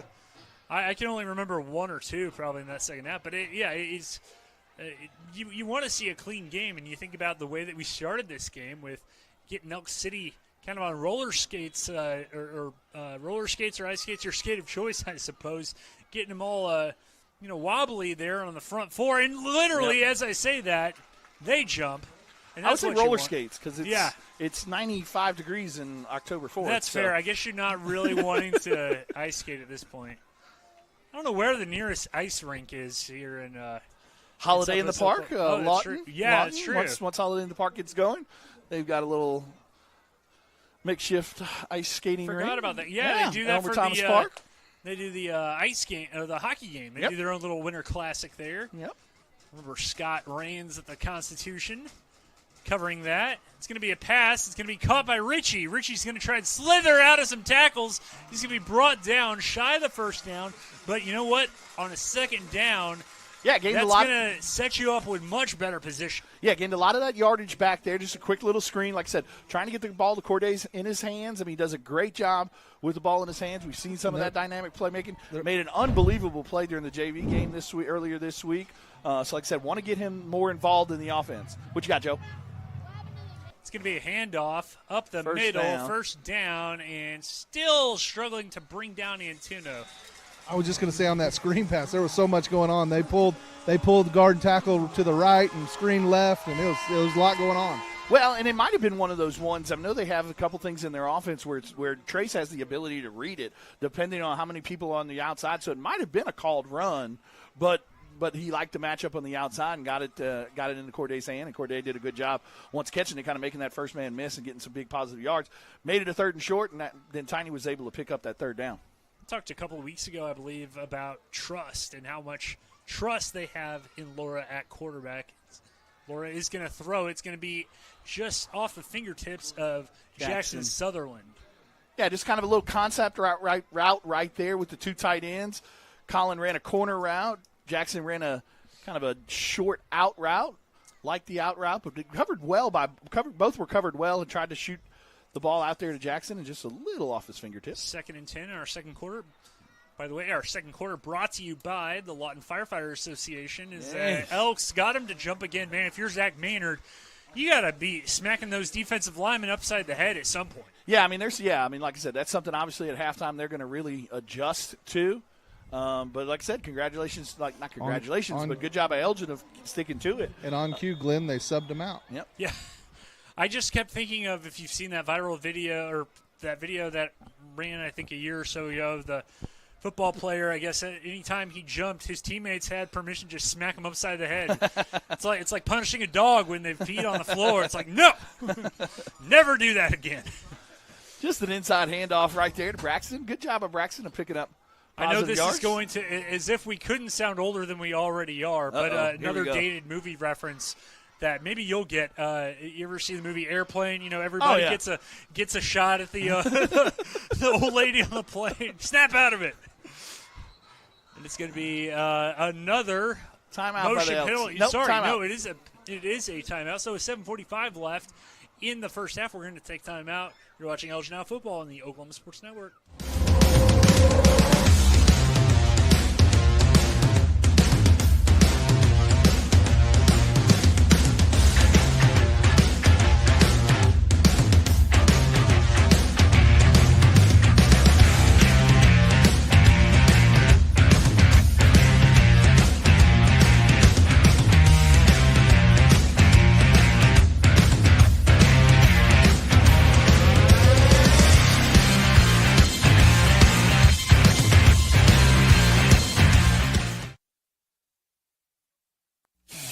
Are you looking for more than just a job? Barres Foods in Lawton offers a career with a competitive starting wage, opportunity for advancement, life and health insurance, including medical, dental, and vision, as well as 401k retirement plan. At Barres, you can be proud of a company that gives back to the community. But most of all, you can take pride from making a quality product. Barres Foods, making the best tasting hot dogs and smoked sausages, the food America likes to eat. So come be a part of a winning team and start your path to success. Back live at the Nest. It's going to be handoff to Meyer, who's going to be brought down on 3rd and 1. And but he did pick up the first. He's going to get it. Ritson Meyer there. Yeah, just a kind of a off the left, follow the left guard and tackle. Power play. Under 7:36 to go. You know, we talked earlier, all the I think what's nice now is if you're Coach Chalmer White and the coaching staff, all the pomp and circumstances kind of over with. You got the homecoming stuff over with, which I kind of like. Growing up where I went to high school, we had all the festivities at halftime, and here they do it before the game. I think that's nicer if you're the coaches, because then you don't have to worry about the kids thinking about, where do I need to be, what do I need to wear, what do I need to do, this, that, and the other. And it's going to be a throw, wheel route, out of the backfield, diving catch. Yep. He held First down. Ritson Meyer with the catch down at the 20. It's going to put us in that rising Well, they're eagle. talking about He did bobble it just a little bit, but he was already on. No big deal. They're going to give it to him. Ritson Meyer. No, they're saying incomplete now. Okay, now it is incomplete. So now they're going to move. Well, so then forget that point. All right, so where was the ball? Because everybody has already moved. Yeah.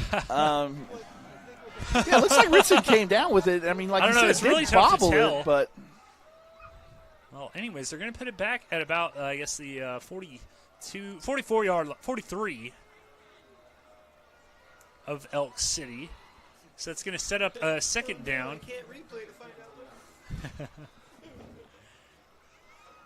So brings up a second and 10. From the 43. So they're going to put Antuna in the backfield now.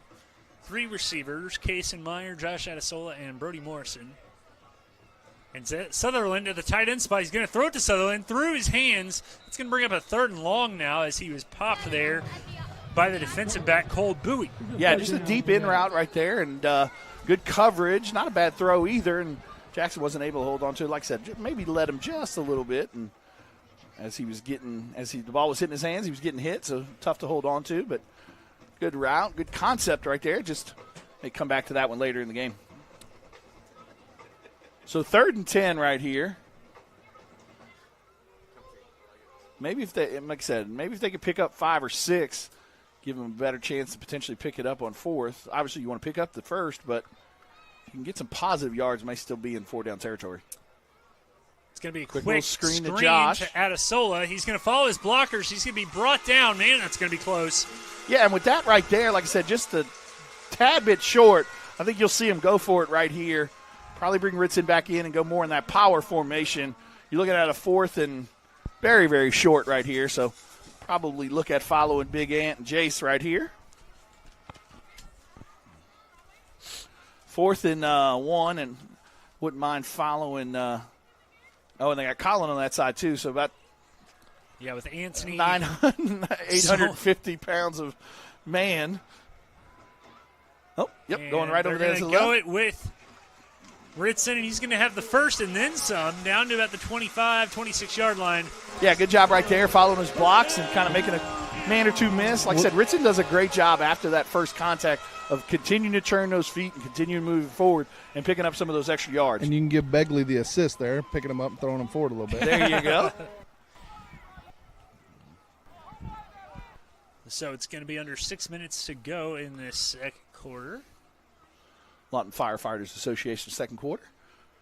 Again, want to thank all of our sponsors. 25, short pass again to Adesola. He's going to break out of a tackle, stumble a little bit. Man, if he stays up, I think he's at least close to about the 10. But if that being said, if he stays on his feet right there, he's got a chance. But good job of pitching and catching right there. But good job of the DB of being close coverage and hitting him as soon as he caught the ball. I want to put us inside of that red zone. I'm going to give Eagle red zone. We've already kind of given him a shout out tonight, but man, we want to give a shout out to our producer Chris and camera girl Sadie. Poor Sadie's having to kind of get creative with how we use this camera right now. An offsides penalty on us, as we're having to film from inside the booth. Timeout, Elk City, I believe. Timeout. All right, so with that, 4:58 to go before half, we're going to take a timeout, too. You're watching Out Football on the Oklahoma Sports Network.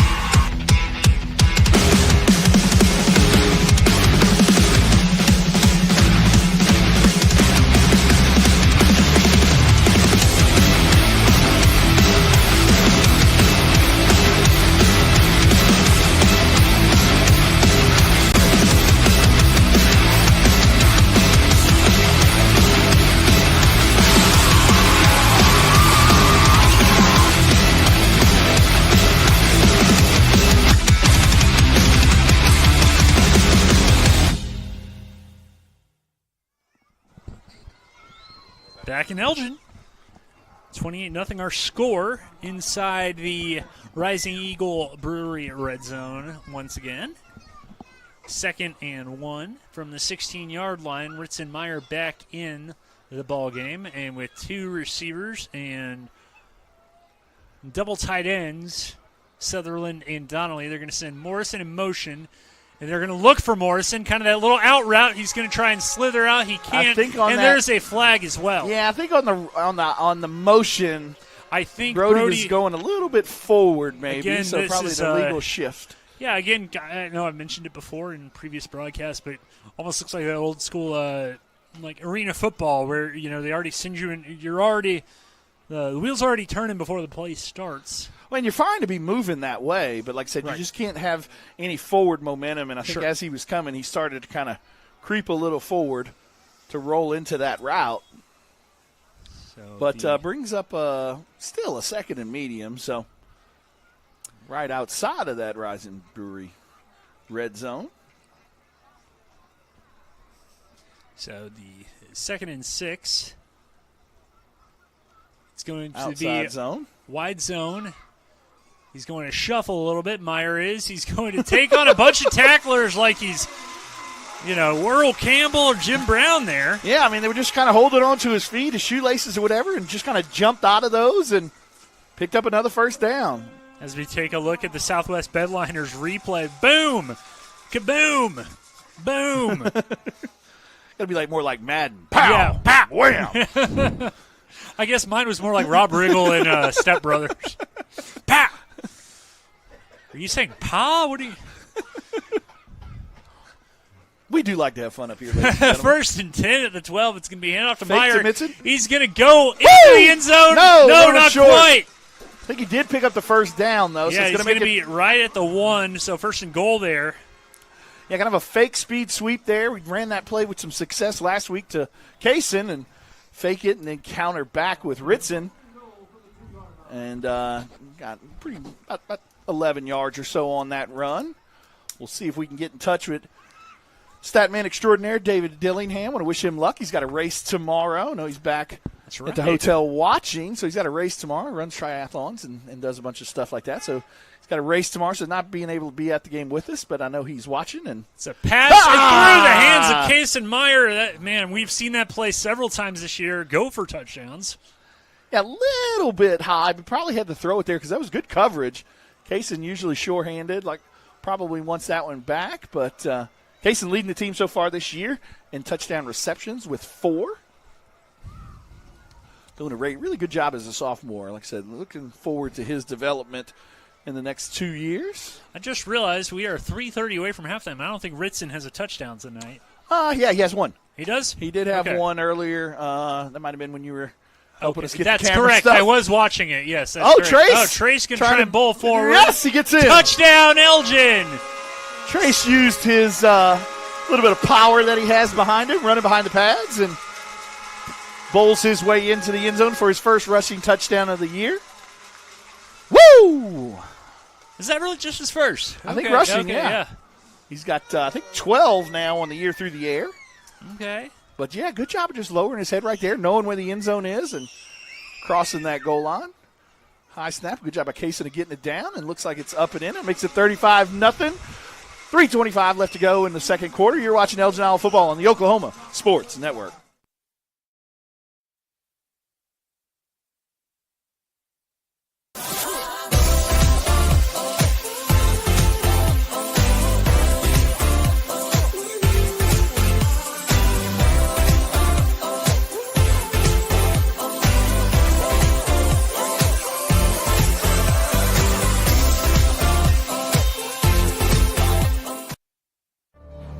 Bank First is uniquely Oklahoman, deeply rooted in over 50 communities statewide. From those roots, our investment in education springs forth, helping to raise the Oklahoma leaders of tomorrow while providing financial strength to the business leaders of today. That's the kind of loyalty that helps entire communities thrive. Bank First, loyal to Oklahoma, loyal to you.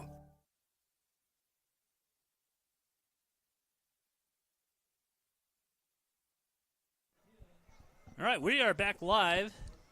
3:25 to go before halftime. Elgin up 35-0. There's Garrett Laura right there. Yep. Probably somewhat proud, but somewhat maybe a little agitated. Little brother. You. We got another Wayne's driving kickoff. Come on, everybody. Let's go to Wayne's. It's going to be a kick from Delgado, and it's going to be received at about the 21. Going to try and bring it past the 30 to about the 33, it looks like. is where the Elks will start their next possession, and we'll see that defense come back onto the field. And they've been stout all night. Really haven't had to do a whole lot per se because of the the amount of time that the offense has had the ball, but still they've still done a lot. Not only was that Trace's first rushing touchdown, but said going back and forth a little with Mr. Dillingham, that was Trace's first actual rush of the year. Oh wow! Okay. So 1 rush, 1 touchdown. Not a bad little statistic for him. Efficiency, he has it, and it's going to be a handoff. I had to pause because the past couple of times Webb has tricked me with that read option, but he did hand it off that time. Minimal gain there for the Elks. Stick with us at halftime. We'll bring you the Corey Eastlick halftime performance by Elgin Pride. Beauty and the Beast once again. Yeah, they've done a great job. At least we got to get the homecoming festivities in. Yeah. As far as I know, our camera worked perfect for that. So congratulations to the band. Yeah, we're hoping. They were the winners of the homecoming That's court. Right.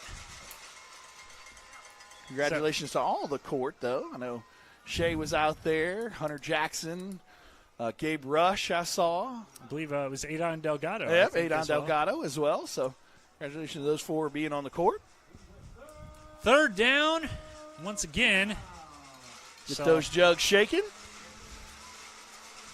Saw a post on social media from a local business owner, Chris Hayes, saying, man, look, the student section needs to be louder. And he said, man, I tried bribing him with free pizza.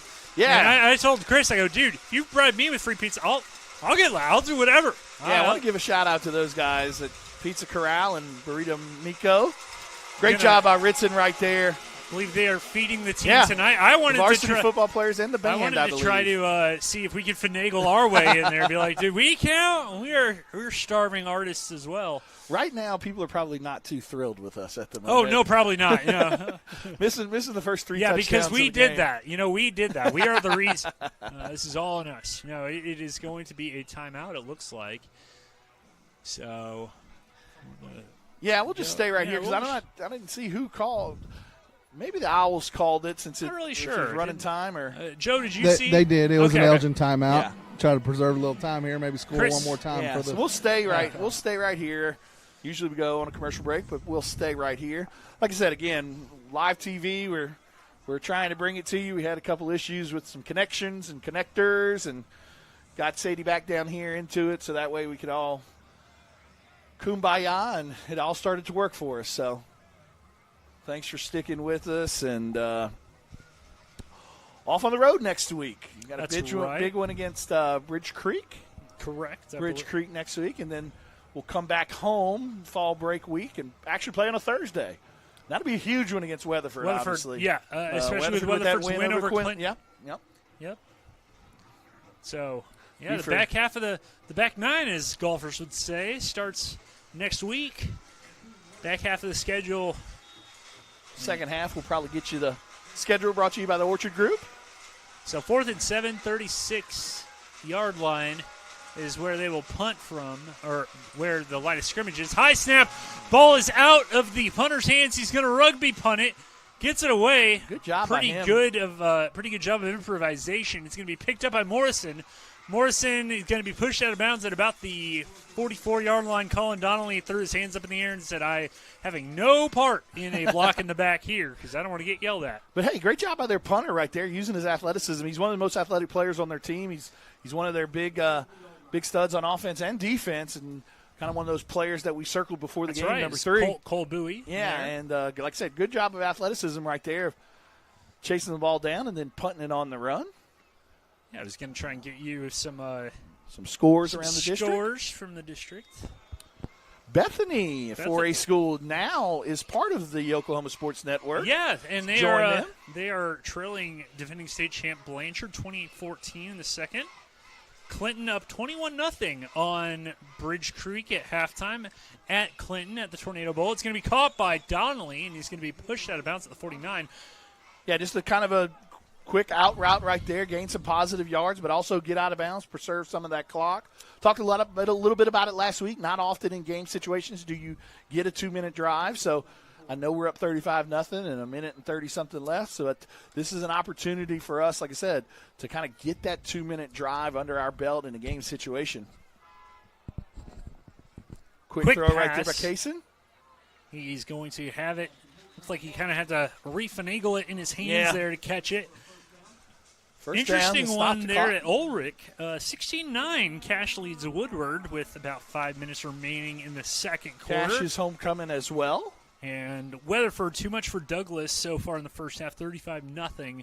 The Eagles lead the Douglas Trojans. It's going to be a pass, and he's going to scramble. And no, are they going to say he's past the line of scrimmage, or is he there? Oh! It's going to be out of the hands. I was honestly if I was Trace, I thought he was going to run there, and I didn't see if he passed the line of scrimmage, but no, said he didn't. Yeah. So yeah, we're not going to. Not a bad throw right there. No. Ritson tried to kind of keep his feet in bounds, was more worried about his feet than catching the ball, which is understandable, trying to, like you said, catch it in bounds there, but wasn't able to. Would have been a way tough catch. Yeah. But yeah, definitely good effort. Yeah. Right down there by Joe and his sidekick. 2nd and 10 from the 46. Laura dropping back. He's Going going to deep again throw to Brody. it deep again to Morrison. Juggle. Did he catch it? Incomplete. No. Oh, man. Yeah, he kind of juggled. That was the correct call. Okay, yeah. Couldn't see it from up here. Well, based on the look of James Harrell and his reaction, man, you could tell he was upset. Number 8 for Elk City. And, man, that was – I don't know. That is a close one. I mean, Joe, you probably had a better vantage point than we did, but we were looking at our replay. It was definitely the right call. All righty. Awesome.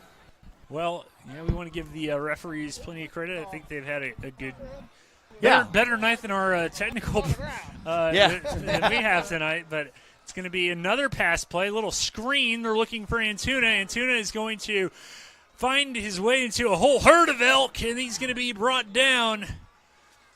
And it's going to bring up 4th down with under a minute to go, and Donnelly's going to come out to punt. Yeah. And I think that's the right move there. Yeah. Right now, like I said, you've got a 35-0 lead. Not that anybody asked my opinion or not that I'm a coach. I think if Chalmer Wyatt wanted my advice on any coaching tips, he would have asked by now. Yeah, but with 35 seconds left to go and time ticking down, 4th down, don't want to give them any type of momentum or anything. They do get the ball coming out of the second half. So, like I said, about 20-something seconds. We'll probably wait and snap it with about 1 second left on the play clock. Probably just take the delay. Probably not a bad idea either. Looks like Kaysen's going to do that. I need to Kaysen's our up man right there. Punter. I was going to say that. Colin Donnelly. The next time my wife doesn't find one of my stupid jokes funny, I'll be like, well, you know what? Producer Chris laughs at all my jokes.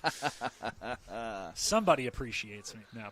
But it's going to Colin out here punting for the first time tonight. Probably, heck, I don't know, maybe 4th or 5th time all year. Not that you want to punt, but you got to work on it too. Yeah. I mean, there's going to come a time. Got to work on those snaps. And, man, good punt by Colin. It is going to go through the hands of Garza, picked up again by Garza, and he's going to be swallowed up. Bryce Martin with the great tackle there. Not often does football bounce right back up to you like that. So no, it is an fortuitous weird bounce. Fortuitous, yeah. There we go. I'm teaching you some more words there, Glenn. I will need to go back and watch, but when I was at the coaches show the other day with Jace Trace and Coach Wyatt, I don't know if this is the game they played, and I don't even know if they want me sharing this, but they said something about what word should we sneak in today? And they look at me, and I go, first one that came to mind was discombobulated. Yeah, there we go. So I need to go back and rewatch the coaches show and see if they came up with a discombobulated. Yeah, or see not? if Fortuitous makes it. If you guys have your Elgin L bingo card at home, let's see if Fortuitous makes it next week. I will try to get in. What's try that? to get Coach Wyatt going in. Coach Wyatt, okay. Sounds great. Probably one play, 3 seconds left to go. Yep, going to take a knee. A knee by Logan Webb, so that will take us to halftime. 35-0 our score, and as we said, Joe Absher is going to try and catch Coach Chalmer Wyatt as he walks off the field. Meet him at about the 40-yard line there. Coach Wyatt, you started out by saying play ball, and I heard Jace come out and say first play.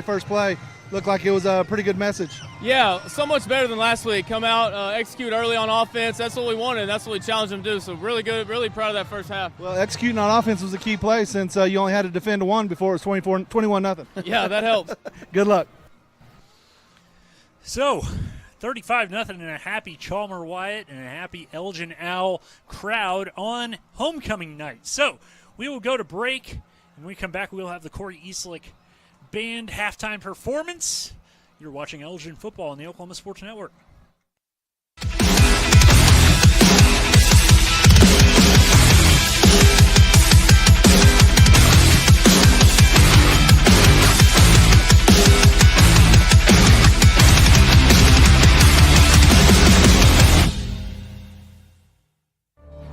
Bank First is uniquely Oklahoman, deeply rooted in over 50 communities statewide.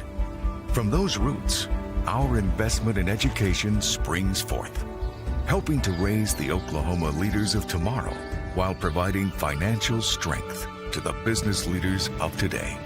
That's the kind of loyalty that helps entire communities thrive.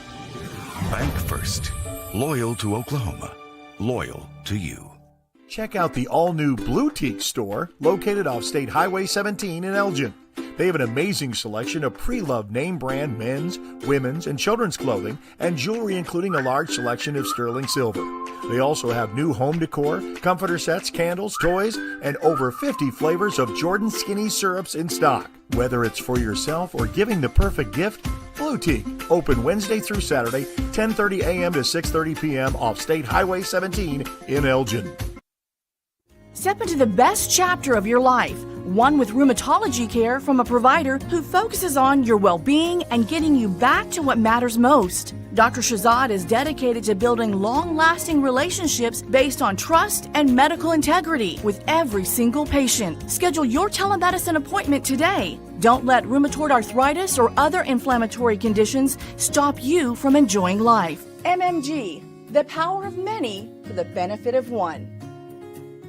The thing with car buying nowadays is just how many options there are when it comes to where to actually get a car. Dealerships, websites, auctions, private sellers, and so on. But knowing exactly where to get your car loan makes it all much less stressful. That's where Communication Federal can help. There's a reason we're known for auto loans around here. Lots of car options, lots of places to buy, but only one choice for an auto loan. Communication Federal Credit Union. College is more than just going to class. College is a journey. It's meeting new people and making new friendships that will last a lifetime. It's learning from professors who care about you and your success. And finding out it can be really fun and rewarding. It's discovering that thing you want to do for the rest of your life. Cameron University is all about helping you grow and succeed. Because your success is our success. Lawton Fort Sill Regional Airport, just 1 mile to anywhere. Offering non-stop service to Dallas-Fort Worth.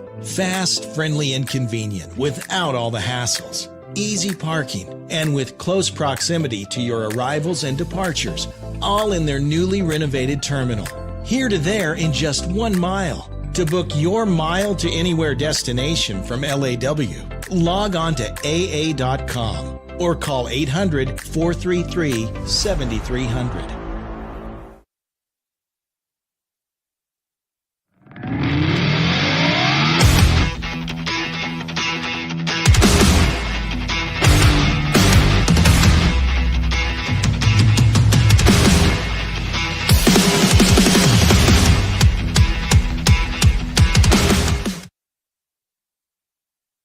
Scott's House of Flowers in Elgin has been proud to serve Elgin and the surrounding area with a wide variety of flowers and gifts for all occasions. Come see them for great gift ideas, including the exclusive Tyler candles. And who couldn't resist Sweet Shop USA, featuring handmade grand truffles. Scott's House of Flowers, just off Highway 277 in Elgin. Delivery available, or stop by for easy pickup. Phone 492-4880. Scott's House of Flowers.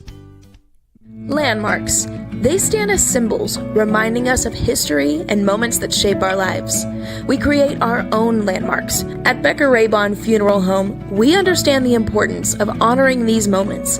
Let our compassionate team help you celebrate the life and legacy of your loved one. Offering a range of services to honor the stories that matter most, we believe that every life leaves a mark that deserves to be cherished and remembered. Becker-Raybon Funeral Home, honoring the landmarks of your life.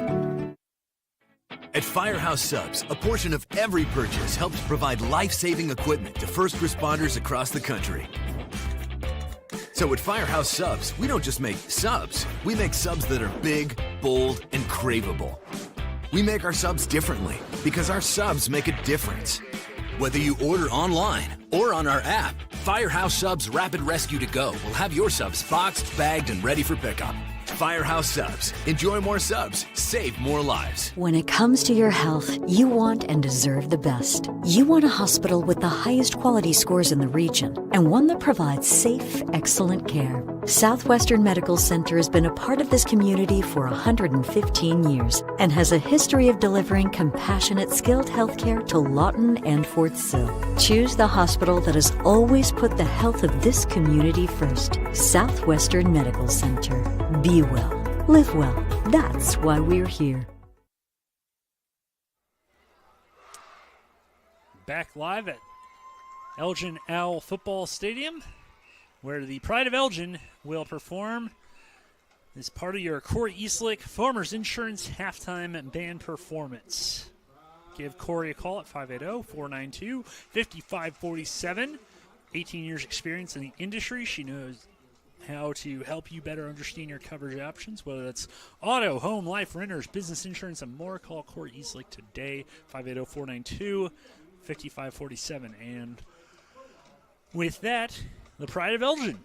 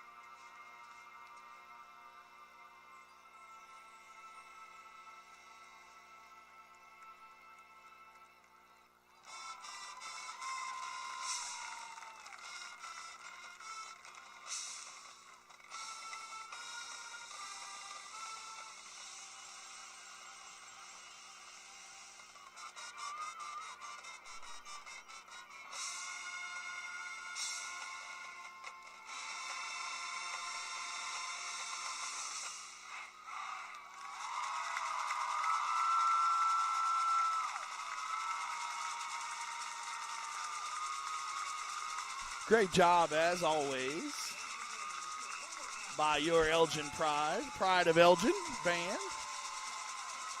Thank you to Corey Eastlick as our Farmers Insurance as our band sponsor. The score is currently 35-0. We've got about 3 minutes left to go before we'll kick off the second half. So we're going to take a quick commercial break, and we'll be back with keys to the second half and all your second half action. You're watching Elgin Iowa football on the Oklahoma Sports Network.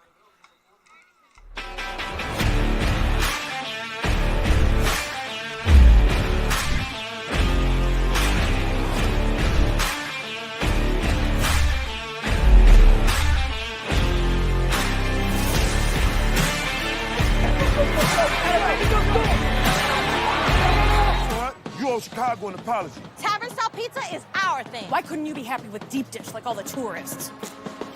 That's good. And you just had to make it so crispy and delicious. It's perfection. They put the toppings all the way to the edge. It's cut in the shareable square. That's delicious. What's your deal, Pizza Hut? Your secret's out, Chicago. Try any of our large Chicago tavern-style recipes for just $12 each. Hey, Pizza Hut, you owe Chicago an apology. Sorry, Chicago. No one out pizza's the Hut. Apology accepted. Are you prepared for summer? We are. Keep your air conditioner ready with a Miller Noble Heating and Air Maintenance Plan. We service all makes and models from Bryant, Carrier, and Lennox. Just need a repair? We can do that. Can't pay for it all at once? We offer financing plans too. Is it time to replace your old system? We offer free estimates on new systems. Click or call today and stay comfortable with Miller Noble Heating and Air. At Billingsley Ford, we pride ourselves on the integrity and transparency of our pricing. The price you see is the price you pay. As your hometown Ford dealer, that's the way it should be. I'm Grant in Billingsley, and that's the Billingsley way.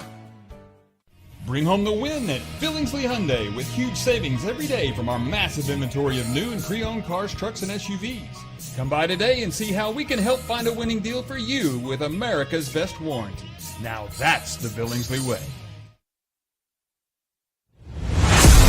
The heart of Oklahoma, where your home isn't just a place, it's your peace. At Century Roofing, we understand the importance of protecting your peace. We're experts in roofing technology, techniques, and customer service because we care about Oklahoma and we care about you. At Century Roofing, we combine quality craftsmanship and exceptional service because your home deserves the best. Century Roofing, staying on guard for Oklahoma.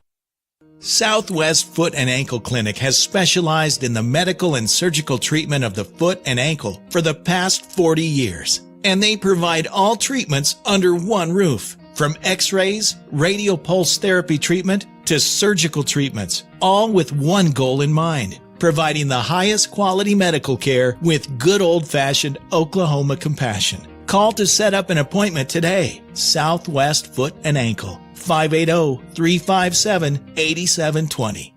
Sidelined by surgery, illness, injury? Valor Physical Therapy can help. At Valor PT, our skilled therapists create a rehabilitation program individualized for you, with education and encouragement each step of the way. Whether it's sports or the activities of life, let Valor get you back in the game. Start now at 405-265-6449. No referral needed. Mention Oklahoma Sports Network and get a free t-shirt at your first appointment.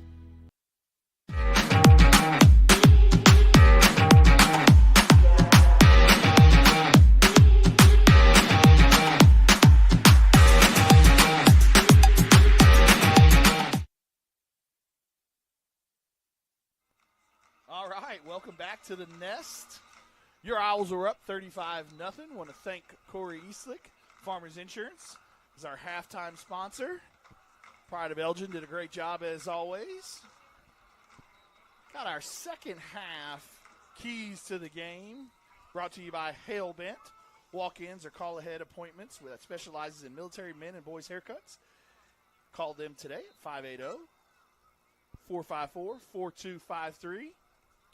Keys to the second half, obviously, is just keep the foot on the pedal. I mean, obviously want to finish this game strong, want to come out of here 2-0 in the district, want to come out healthy, but also want to, like you said, keep the main thing, and keep focusing on see if we can get 2 shutouts in a row on the defense side of the ball, on the offensive side of the ball, keep that run game moving, keep that clock moving, and get out of here unscathed as far as injury-wise, and keep that 2-0 record and stay first in the state and first in the district in 4A.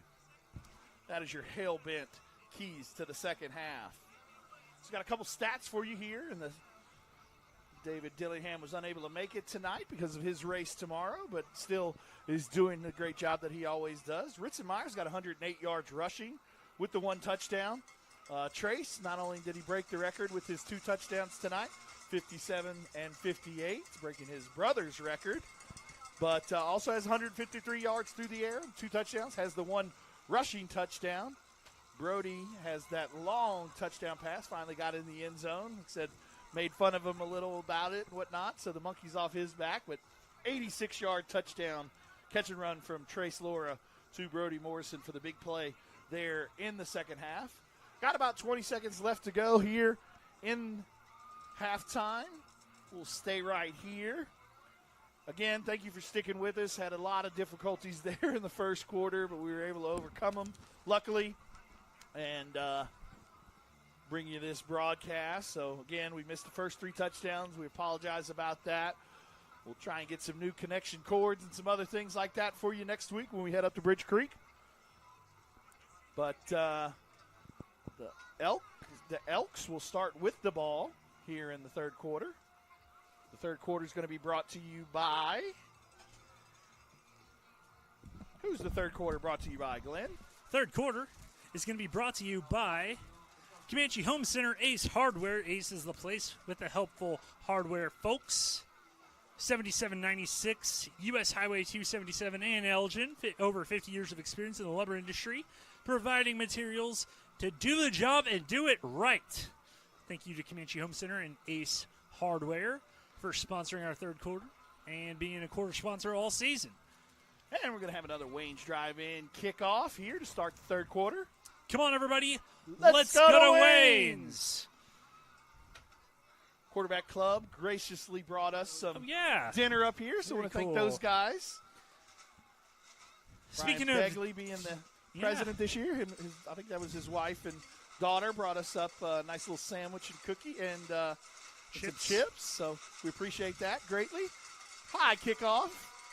Going to be taking it about the 26. Looking for room. Going to slide through some defenders and then taking down at about the 31, 32-yard line.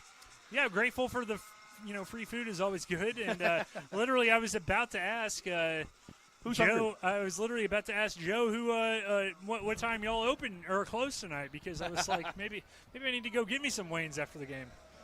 Like I said, I want to give a shout-out to – we talked about it a little bit in the first half. I want to give a shout-out to Burrito Miko and Pizza Corral. They're going to be feeding the varsity football players. I did see Chris Hayes down here. He said he's cooking about 15 pizzas here after bit. That's awesome. Yeah, they're going to be over at Burrito Miko, and they're going to have some pizzas and burritos. And some live music, he said. Some live music. Very cool. I think the band and the varsity football players will get fed.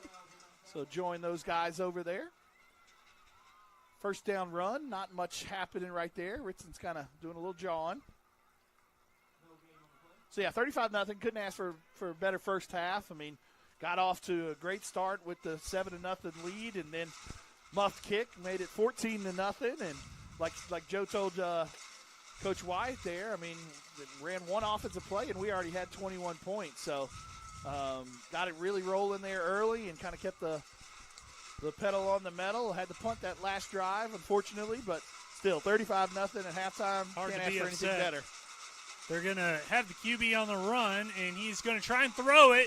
Is that a fumble? No, they're going to say it was an incomplete pass. Tristan Kebhart really wanted to pick that up. We're seeing members of the Elgin band, they have some free time now, kind of making their way through the stands, including Peyton Deal, the homecoming king.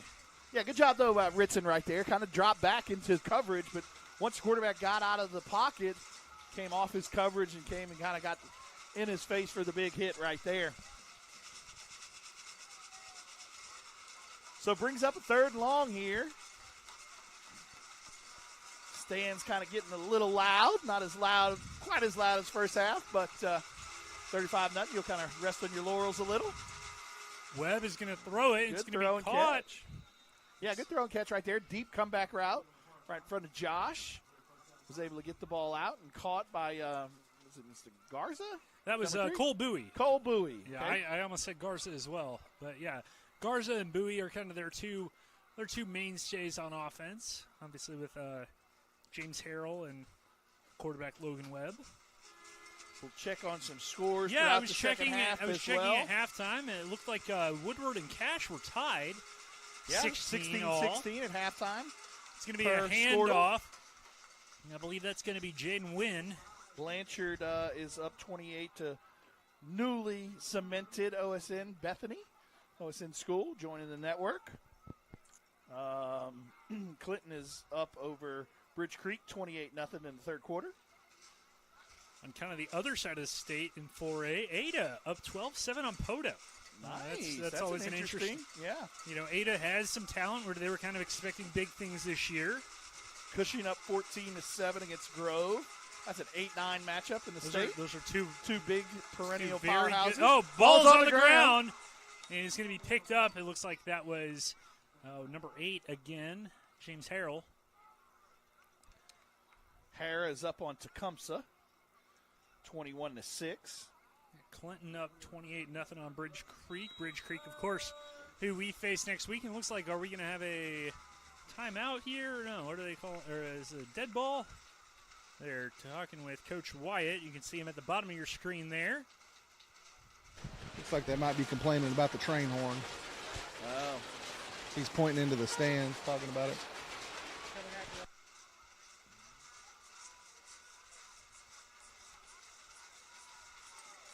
28-7, Broken Bow over Salisaw. Kind of an interesting one there. Yeah, kind of on that south, or that eastern side of the state. MacArthur with the big win last night. Yeah, MacArthur and Lawton. Yeah, Lawton I got the win. And Eisenhower trying to make it a sweep for LPS as they were leading Southmore by a bunch earlier. Javon Harris and the Eagles.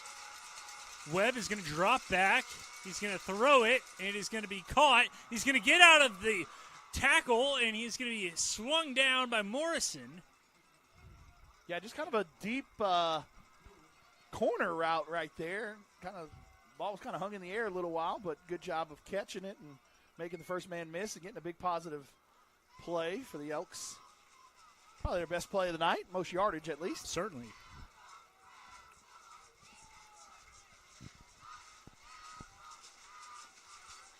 Still got most of the starters in there. Coach Baker wanting to see these guys hold that shutout streak. They're going to hand it off, and it's going to be Garza. He's going to juke outside, juke inside, and then going to be brought down right at about the first down mark. Yeah, looks like they're going to give it to him. So, yeah, I mean, nice little drive right here by Elk City coming out of the third quarter. So one of the most important drives, obviously 35-0, it's a little bit different, but one of the most important drives of any game is that first drive after this. You made all your adjustments on both the offensive side of the ball, defensive side of the ball. So first drive, whether it be on the offensive side or the defensive side, is always one of those big drives in a game. And obviously Elk City saw something and have taken advantage of what they saw. Handoff right there. Looks like Braxton got in there pretty quickly. Joined by Colin Donnelly. Like I said, Colin and Ritson are allowed to run free so much because of what Jace does on the inside. Jace does a great job. Like I said, doesn't have a ton of tackles, doesn't have a ton of sacks, but Jace does a good job of just kind of eating those blocks, kind of a la Tony Saragusa back in the day that allowed Ray Lewis to kind of run around free. Kind of grabs, 2 or 3 of those offensive linemen and allows Ritson and Colin to run free, and that's why you always kind of see them like, how'd they get back there so fast? And this, that, and the other. D-tackle is one of the more underappreciated positions, as it is going to be thrown to the end zone, jump ball, yanked away by Bowie, and that is going to be a touchdown for the Elks. Yeah, great job right there. Kind of high pointing the ball there on Bryce, and went up and got it. What you got, Joe? I was just going to say, honestly, it was just a good catch. I mean, Bryce was in position. He reached up, and he just made a good play. Right there, if you're Bryce, probably want to play the ball rather than potentially going up and trying to get the interception with the receiver right there. Play his hands and just shoot down on his hands. Like I said, very nitpicky. I mean, so that may be something that Bryce maybe does the next time that jump ball situation happens. So high snap. Hold is down. Kick is up. No good. And kick is no good. So with 7 minutes remaining in the third, our score remains 35 for Elgin. Elk City 6. You're watching Elk Football on the Oklahoma High School Sports Network.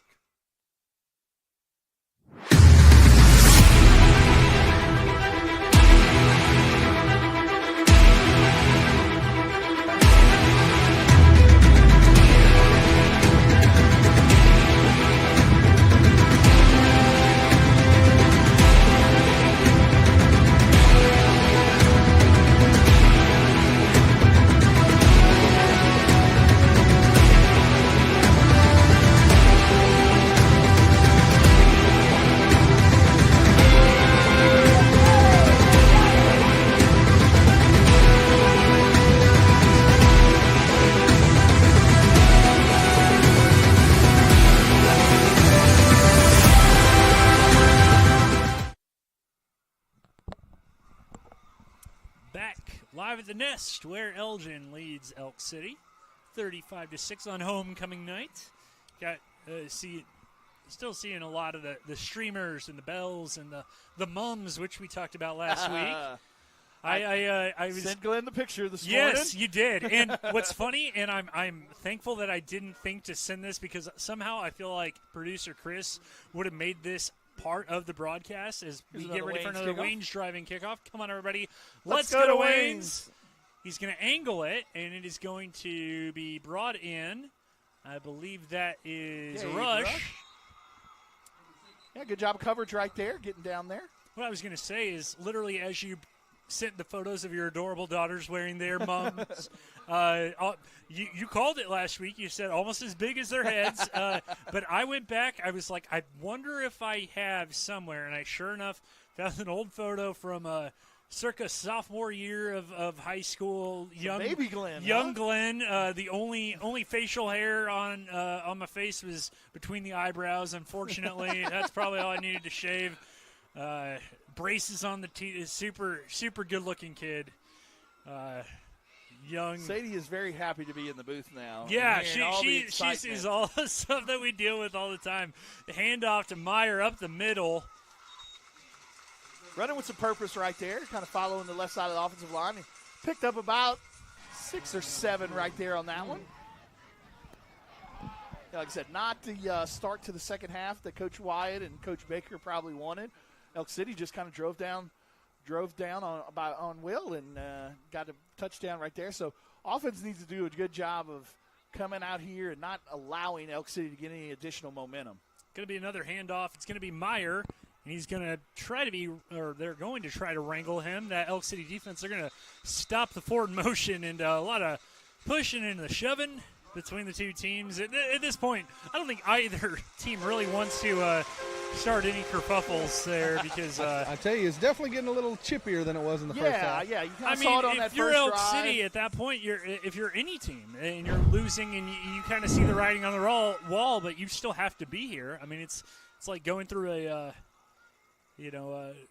well, and for Elk City too. I mean, on the offensive side of the ball, I mean, they didn't have the ball much. I mean, like I said, they were before they even touched the field on offense. This defense is pretty tired at this point. Yeah. So it's going to be a wide handoff, zone zone carry by Ritson Meyer, who's going to try and kind of. We got some extracurriculars. Yeah, I think they're going to get Ritson for throwing. Ritson's got to be careful with that sometimes. Yeah, he kind of arm fighting on the way out of bounds. And yeah, Ritson I don't think it was a late hit by any means, but it was certainly throws him right there at the end. Yeah, I definitely. think they're going to give us 15 right Southwest Bedliners replay as Jackson Sutherland comes in for Colin Donnelly, and Ritson is going to come out. Wonder if that is related as he slowly jogs to the sideline, not happy about coming out. Well, taking his sweet time. Yeah, they were jawing a little and stuff like that. Just kind of get his emotions under control. And you know what? It's a fiery player. And it looks like we are going to have personal foul against. They're going to say both of them. Personal foul. Okay, so it is going to offset. And you know what? Just to kind of prove that, his coach is still in his corner. I think it was Ryan Breeze, the offensive assistant, fist bumped Ritson as he came to the sideline. As you mentioned before, seems like the team is definitely taken to Coach Breeze, and Coach Breeze is taken to Elgin. Yeah, does a great job.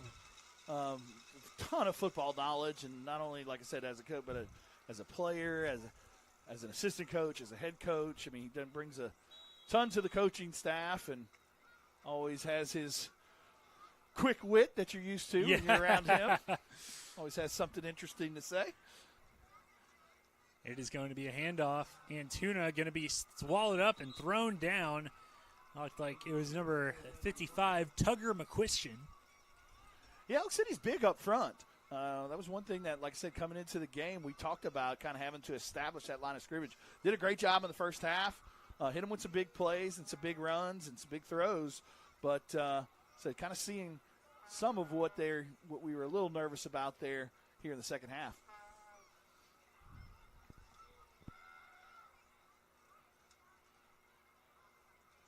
It's going to be a handoff. Tiny has it again. Nice little move brought down. It's going to bring up about third and medium. Yeah, probably 4 down territory right here, potentially. Well, and you're keeping the ball on the ground. We're not having a running clock this week, but it is. We have kept it pretty, steady in terms of the game clock here in this third quarter. Yeah, I mean, 4:30 to go here in the third quarter. Brought to you by Ace Hardware, Comanche Home Center. But yeah, said just a good drive by Elk City to come out, but then great answer so far by the offense of, not allowing that momentum to kind of start going downhill for Elk City. If we can pick up another first down, that'd be huge. Another handoff to Antuna. Antuna has room, but there is a flag. He's going to stiff arm him in. Nice stiff arm, but it is going to be a flag there, and I believe they are going to get him for holding. It looked like Colin Donnelly was talking to the referee, and man, good job there by Trace Laura of getting all his players back, saying, "Don't talk. We don't need anything right now." Here's some of the displeasure from the Elgin faithful. Yeah, like kind of getting low on some of the blockers as they're trying to pull something that we were a little worried about coming into the game. So I think some of the parents heard the kids talking about that, so they're voicing their displeasure. But any rate, brings up a third and pretty long, 3rd and 20. Not many play calls here, so let's see. Yeah, I don't. Maybe a deep post by Brody. Number 3 does a great job at his safety position, but sometimes bites on some of those. So let's see. He's looking right. Laura is. He's pointing, directing. He's got a man wide open. He's throwing it to Donnelly. Touchdown, Elgin. Colin Donnelly with his second touchdown catch tonight. Great job by Trace right there of avoiding pressure and then pointing directions to Colin to get downfield. See it right here on the Bedliners instant replay. Colin gets it with nobody left to go, and Colin uses that speed that he has to get all the way into the end zone for another touchdown, 41-6. The one thing, your Elgin Owls. The one thing I will say that you didn't get to see, we're obviously grateful for the Southwest Bedliner instant replay with producer Chris. One thing we didn't get to see there was him high-fiving the ball boys and the youth football players there after the kick or after the touchdown. Kick is up, kick is good. That makes it Elgin 42, Elk City 6 with 3:34 to go in the third. You're watching Owl Football on the Oklahoma Sports Network.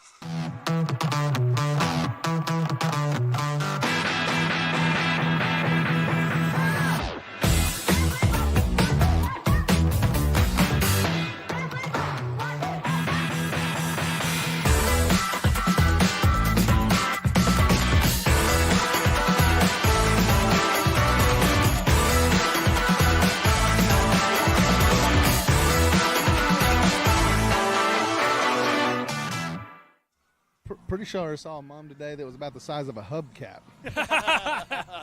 That is how you come back from break. Poor Joe Absher has no idea when we come back, but that was the first thing you heard probably. Yeah, mom's the size of hubcaps. During the break, we were hearing from camera girl Sadie that she went to high school during COVID, and we were informed that They had mums on the facial masks. That's something you don't normally see. Yeah, I don't think my girls were hubcap size, but they were large volleyballs. And I mean, As opposed to regular volleyballs. And we're talking about an 8 and a 4-year-old. So yeah, not. My daughter comes down. My 8-year-old comes downstairs with her cheerleading outfit and the mum on, and goes, "My top keeps falling off." It said, "Well, we need to get this fixed some kind of way." So we got another Wayne's driving kickoff. Come on, everybody. Let's go to Wayne's. He's going to be received at about the 22. He's going to be brought down. Looks like Meyer and Martin. No, looks like Sam Jochna. No, Sam Jochna. And Kaysen. So let's see what the defense can do right here. Obviously not happy with that first drive. Coach Baker probably got on him a little right there. So let's see what we can do with this second drive. Elk City had some decent plays in the air, so see if they try and throw the ball around a little bit more. Wow, look at baby Glenn there. Yeah, Too bad we can't show it on put the that broadcast. on. Yeah, we'll fix it in post. Yeah. But showing the photo of 2005. God, nearly 20 years ago. I'm gonna stop talking and stop feeling old. Yeah, it's going to be. Glenn, we're older than you. So. Yeah, no, that's fair. Does it get better? It doesn't, does it? It's going to be it's going to be a handoff. He's going to be brought down by Shea Spencer. Yeah, just a little run play right there. Good job, though, by Jason Shea and Tristan on the front end of getting some deep penetration right there. Yeah, I'm trying to think if I could go back in time and tell that 15-year-old Glenn any advice. I don't know, like, do better in school so you don't, aren't selling shoes at age 35. I don't know. Going for the deep ball throw right it here. Deep. Bryce. And he's going to be knocked out of bounds. Bowie with, again, a nice little comeback route for the pass. Bryce Martin appeared to just kind of fall down, I think. Well, he was worried about the deep. Yeah, and it was a little wheel route. Yeah, it was just a wheel route. Great underneath. little comeback there by number 3, Bowie. And yeah, they are running the clock again after the first down. Logan Webb kind of looks at Evans. It has been a long night for Webb, but he's finally starting to kind of find. It's similar almost to Newcastle a couple weeks ago. They're finally starting to find their footing, but it's too little too late offensively. Shea Spencer and the rest of that defensive front swallow him up. Shea started it, and it looked like Tristan Kephart and Philip Hebushi and Jace Williams finished the job for him. Meeting at the running back. Yeah, team meeting. Players only. So, yeah, second and long right here. Like I said, they've had a lot of success through the air, so that's something they need to work on. And next week coming up against Bridge Creek. Here in a little bit, we'll show our remainder of the schedule, brought to you by the Orchard Group. That's right. Again, like I said, want to thank all of our sponsors. Stick around with us for the Aaron Country Kitchen's post-game show. Our players of the game also have sponsors. It's going to be caught again by Bowie, and he is going to get out of bounds. Cole Bowie having quite a night there. Yeah, I'm going I don't to know have how many our receiving offensive player of yards. the game by K5 Overhead Doors, and our defensive player of the game brought to you by Elgin Roofing. Yeah, Junior Chappelle was giving me some lip earlier in the game for not having the video up a little. Oh, yeah. So, Junior, when we announce that Elgin Roofing player of the game, the video will be on. Don't should worry. Be happy, buddy. We got you, Junior. First and 10, and it's going to be a handoff. Up the middle again is Wynn.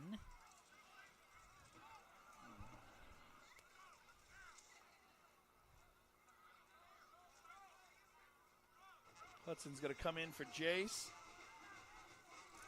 Said, got 57, a little bit under a minute left to go in your third quarter. Said Elk City's done some good things here in the second half on the offensive side of the ball. Yeah, just when your defense has been on the field as much as they had in that first half. I mean, when you're dug into that early hole, it's really tough to really, because you're playing from behind from the get-go as another pass, or a toss rather, and we're going to see the flag. Tiny right there on holding the outside. And Tuna pleading his case to the refs, and it looks like Tiny did a good job right there of kind of pointing it out to the referee. He couldn't get his outside arm out because he was being held, so kind of looked at the ref and, look at me. Yeah. And not quite the football version of basketball flopping, but definitely you make a show of it to kind of to say, look, something was certainly happening. Right. Yeah, brings up a 2nd and long right here. 33 seconds left to go. We'll enter into that 4th quarter.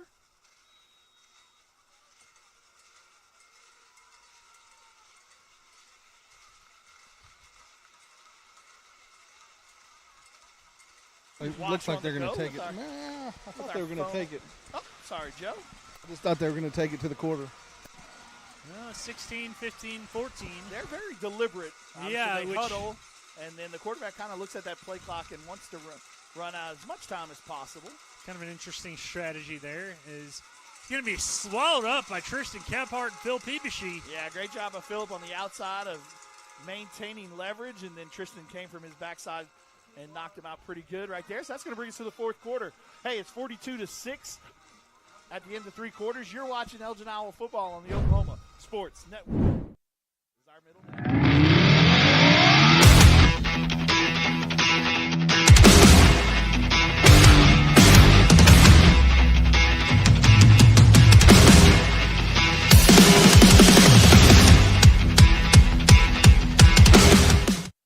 Your job can get dirty. You need a solution. At Waste Solutions, we offer front-end loaders, roll-off containers, and dumpsters for any job, large or small. We also provide residential trash services for Lawton's outlying communities. We've got a solution for small businesses, contractors, construction companies, and everybody in between. We're a locally owned company, and we've been serving our community for 21 years. We love Southwest Oklahoma, and we take care of our own. Every dirty problem has a solution. Waste Solutions. Click or call today.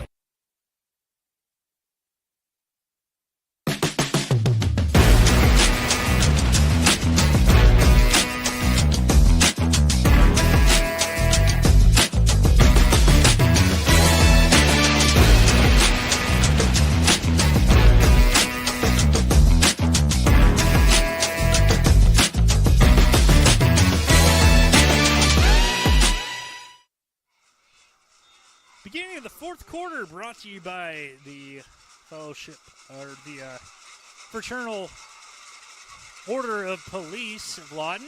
And Webb is going to throw off his back foot. Picked off by Josh Adesola. He's going to bring it back. Nice block by Shea Spitzer. He's still on his feet. Go Josh! Go Josh! Go. Touchdown, Josh Adesola, but there are flags. More flags. Yeah, so I think the interception is going to count, but it must be something on the blocks. The second flag looked like a personal foul. Yeah. But great job by Josh right there of getting the interception, and then that block from Donnelly might be what they're looking at. That's tough to tell. And that's so tough on a change of possession or change of direction is you don't want to be the one who does the block in the back, but you also don't want to be passive. You don't want to look lazy. No, you want to get out in front of your teammate and try and get him into the end zone. Josh's 2nd interception on the year. We'll see if the one afterward was unsportsmanlike. Not sure on who. But either way, it's going to be, like I said, it's going to be Elgin's football because it was post-change of possession. We were literally, last week was our first time doing an offensive and defensive player of the game. Josh must have hurt us because trying to make a case there. Great concentration because we saw it go into the sea of hands there. That pass, obviously primed, ripe to be picked off. It was, but, he got tipped initially. And just great concentration there by Josh to not get ahead of himself and start running with the ball before he had it. I definitely could be wrong here, but as much talk as they're doing, I think there'd be one on each team, and they're trying to figure out how to mark it off. That's what I'm wondering too, Joe. That's what. But I could be wrong. No, I don't think you are. So it depends. If it were cut and dried, I feel like they would have come to a decision by now. You got all 5 of them. I almost said 4. It's hard to tell. I know the Elgin fans are letting them hear it. Let's make more noise. Maybe that'll change their mind. So, 46 42-6 in the fourth quarter. All right, so yeah, looks like basically called 2 blindside blocks, 1 on each team, and I don't know how they're going to mark it off, but basically defenseless. Basically, we had a defenseless guy running down, and one of their guys just smoked him. Got it. Well, so are they? They're going to mark it. It looks like our offense is coming back out on the field. Elgin's is. Looks like most of the starters are still coming back in. Why would we? I don't know why we're getting the ball this deep. It makes sense that we would get the ball if the call was on. My guess is that they're offsetting and it goes back to where change of possession was. That's my only guess. So the change of and I do not know the rule on that. Oh, jeez. Okay. Well, yeah, I guess they're just going to do it where the change of possession happened. I don't. Whatever the case, we'll have to get some explanation on that one. But either way, we get the ball back. I'll try. Yeah, we need one of those. Yeah. Does anybody know an old referee or yeah. something? Get him up. We got enough people in the box already. Yeah, too many. Let's get too one many, more. Quite frankly. 1st and 10. I think even the scoreboard operators are having some difficulty because we're just now getting the yard marker. Ritzenmeyer trying to get the band to shut up with the Pitbull song. Yeah, let's not play when the offense. Yeah, we don't need to hear Fireball right now. It's going to be a pass. Laura's got plenty of time. Great protection. He's going to throw on the run over the head of Brody Morrison. Shoot, if he had sailed it just a little bit more, I think Jackson Sutherland would have been able to pick up the scraps. Right. Yeah, try to take a shot right there on 1st down. Get Trace another one in the air. Like I said, if you just now joining us, missed all the pomp and circumstance, Trace broke his brother's touchdown record. Passing 58 touchdowns in his career. Touchdowns. That's so many. Yeah, that's a lot. Especially for an offense that was known really as a rushing offense for the past 4 years. It's going to be a handoff to Meyer. He's going to hop and skip and be brought down after about 3 yards. Yeah, Ritson got back over 100. Got back over 100 yards tonight. Had about 80-something last week. Didn't play much last week, but only had 80-something yards rushing. So good to see him get back over 100 yards. Coming into the game, he had 422 yards rushing yards on the season. 164 also through the air. So like I said, had over 500 coming in. Like I said, had 108 at halftime and has picked up a couple decent runs here in the second half. So well over 100 tonight. Quick little out route. Try to get it to MacGyver there on the outside. Yep, that's going to be a 15-yard penalty. Kind of got up and pushed MacGyver after the play. So that's going to be a 1st down for us. Try to get the senior a quick little hitch route on homecoming night. Yeah, Braden obviously don't get to see him play a ton, but good size at about 6'1", little lanky. It's gonna be personal foul against Elk City. And find us on all your social media platforms. Like, share, and follow us on Facebook. Follow us on Instagram, X, TikTok, and subscribe to our YouTube channel as well. Find us online at oksportsnet.com. We have our Player of the Week. Yeah, you can sign up for our newsletter as well. It's going to be underneath end around to Casey Meyer. A couple of flags that are going to bring that puppy back.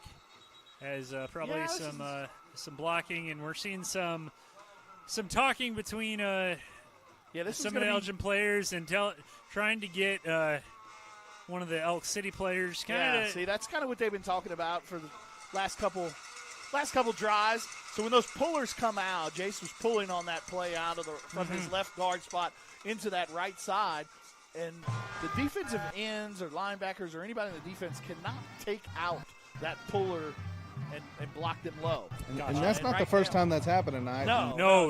We've been hearing. First time it's been called. Yeah. But.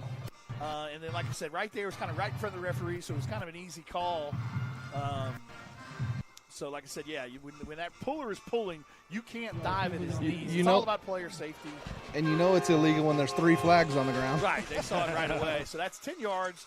Well, that's 15 yards after the play. So Kaysen had a good run on the play, and that pushes us all the way down to the 22-yard line. Like I said, that's one of those. I don't know if they used to call it back in the day or not, but that's more one of those player safety type rules. Yeah. Elk City's going to call a timeout, so we'll take it here with them. You're watching Elgin Island football on the Oklahoma Sports Network.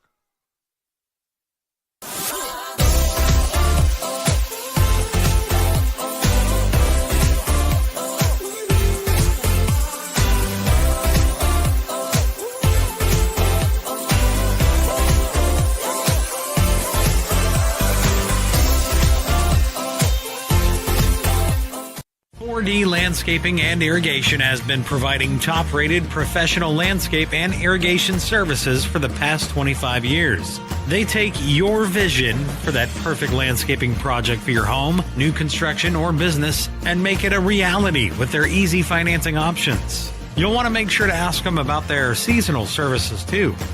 4D Landscaping and Irrigation. Call 510-9983.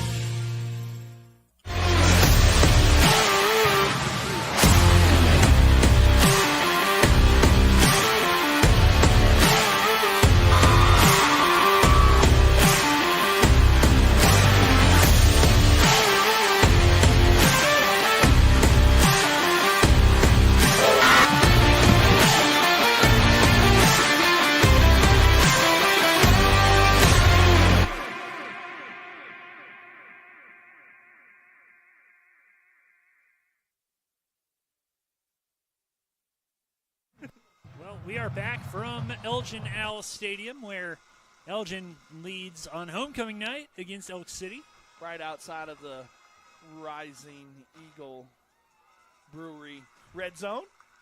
It's a mouthful. It's not easy to get out. No, it's a lot of words. Rising Eagle. Rising Eagle Brewery. Red zone. Red zone, yeah. Too many It's R's. tiny. It's going to be a handoff to Antuna, and he's going to be swung down. Now they are inside of that Rising Eagle red zone. Conley Poole looks like with the tackle. Brings up a second and medium right here. 10:20 to go in your fourth quarter. Second and 5, and Trace Laura and a lot of the starters still in the game, even as we are in the fourth quarter here. Going to try and get him to jump again. Yep. Oh, nope, they got back. Okay. Joe's right there. Are they still lining up? And honestly, they're a good yard and a half Okay. off the ball. It is going to be a handoff to Antuna. He's going to try and get Kinda through fell. there. Yeah, interesting that blocking there. Yeah, kind of fell out of his. But Jace. Jace literally had a pancake block at the 5. Yeah, I was about to say Jace drove his guy about 20 yards downfield. Yeah, Jace is like, you can't get mad at me on that play, man. I did my job. Yeah. Third medium. Got all three of the kind of go-to starting receivers back out there now. And got Sutherland there in at tight end. He's going to go in motion to the right side. It is going to be a rollout. Laura's going to throw to the end zone, and it's going to be out of bounds. Incomplete pass as that went out of bounds right around the 2 or 3. But I don't know if that ball was potentially catchable. I don't think it was. Yeah, I mean, got there kind of early. Like to see this, though. Looks like we're going to try and get a field goal in. Yeah, we're going to see it on.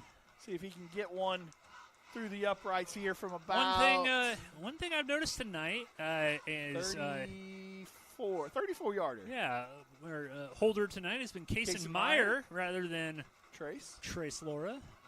Good hold. Kick is up. That's not going to be good. A little bit short and a little bit to the left. Yeah, so we're going to stay right here. We're going to stay here, and we're going to bring up the schedule. Let's bring up the schedule and talk about the next 5 games we've got. Schedule brought to you by the Orchard Group. If we can find it for you. There it is. Brought to you by Orchard Group. Fitting that Trace Morgan is on there. Stanley Smith Barney LLC. 580-354-7475. As you can see, that top half of the bracket, or that top half of the schedule done after tonight. And then we will have the road game against Bridge road Creek. Game at Bridge Creek, at Douglas, and then at Cache. Home games against Weatherford and Clinton. That Weatherford one will be during fall break and will be on Thursday. Yeah. So, 1st and 10. Elks take the ball at the 20, and it's going to be handoff. Tristan Kephart in there pretty quickly again. Kephart's had a pretty nice game. Philip Peebushy in there as well. Hudson Begley manning the middle right now. Yeah, Kobe Morton, I was about to say. Kobe Morton. I would think was he the black flag guy last week? Or was Kobe or something? I'm trying to remember. Had Coach O and Coach Park on the podcast this week. It was good to listen to those guys. Talked a lot about the defense. Man, swung Great play down. by Peebushy right there. And Philip Peebushy has been playing really well tonight as well. Might be one of those nominees for Defensive Possibly, Player of the Game. Yeah. We'll try and bring you some interviews with those players of the game. Joe, down on the field. We'll also probably have an interview with Coach Wyatt after the big win. 2-0 in district. 4A1, tied up top probably with Weatherford. We'll get some scores for you here in a second to see how some of those games ended up.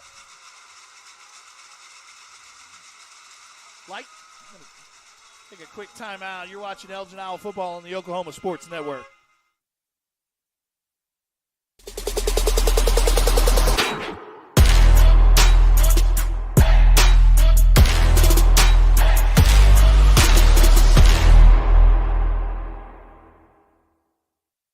They say the best way to be a good neighbor is to know your neighbors and give a little help when they need it. And when you need a little, you can find help at Ace Hardware in Elgin. Not only do they offer everything from grills to flowers, paint, hardware, and tools, they offer experience to help guide you through the process. And they're happy to take the time to make sure you can do it right. Ace Hardware of Elgin. They're more than just a hardware store. They're your neighbors. Ace Hardware, 7796 Highway 277 in Elgin.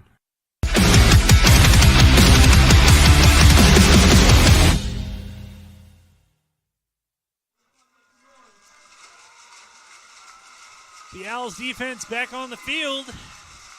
Couldn't preserve the shutout tonight, but still been outstanding as usual. Cash and Woodward still tied in the fourth quarter, 23-all. Cash's homecoming there at Ulrich Stadium. Gonna go. Dropping back is Webb. He's going to throw it to Bowie, his main man tonight. He's going to maneuver his way away from the defense and be pushed out of bounds by Hunter Jackson. Yeah, kind of a bright spot right there for their team. I mean, good little ball player. Done some good things in receiving the ball. Curious to see what grade he is in. Yeah, he's a senior. Okay. Plays both sides, as you were mentioning earlier. He plays kind of that safety position. He was one of the ones that obviously we pointed out during the week when I was at practice and doing some film study with Coach Wyatt and things. I mean, look at you doing your research, man. Hey, you know, I don't only sell insurance. We got some time to do a couple things here and there. It is going to be a handoff up the middle, and as with all night, their running game just isn't doing much against that defensive front. Clinton all over Bridge Creek, 42-0. Weatherford all over Douglas, 51-0. Both those games in the fourth quarter. Ada still 19-7 over Poto. That would be a big win for Ada there. Interesting win there for the Cougars. What other ones we got? Cushing and Grove, ranked number 8, number 9 in the state, tied going into the fourth quarter. Sallisaw, Broken Bow 49, Sallisaw 14. I think most people who aren't from there probably think of Broken Bow just as like a vacationing spot. And then Peebushy with the big hit. Look at the ball. And they're going to say it was an incomplete pass. Yeah, Phil Peebushy, man, what a game. Yeah, coming from his defensive linebacker spot. Nobody blocked him right there. Came in, and quarterback didn't see him from the blind side. And boom. Got him real good. As if our references couldn't get more dated. That was some Lawrence Taylor type stuff right there. Like a Ron Jaworski, just. Terrell Suggs. Yeah. There you go. Reggie White. Yeah. The Gen Zers are like, who are you talking about? I'm just trying to figure out how you throw a football and you never move your arm. Yeah, exactly. Yeah. Sometimes it just gets jarred out of there. You know what? Sometimes the refs just want to get home too, Joe. But Timeout on the field, so we are going to take one as well. 6:50 left to go in this game. You're watching Owl Football on the Oklahoma Sports Network.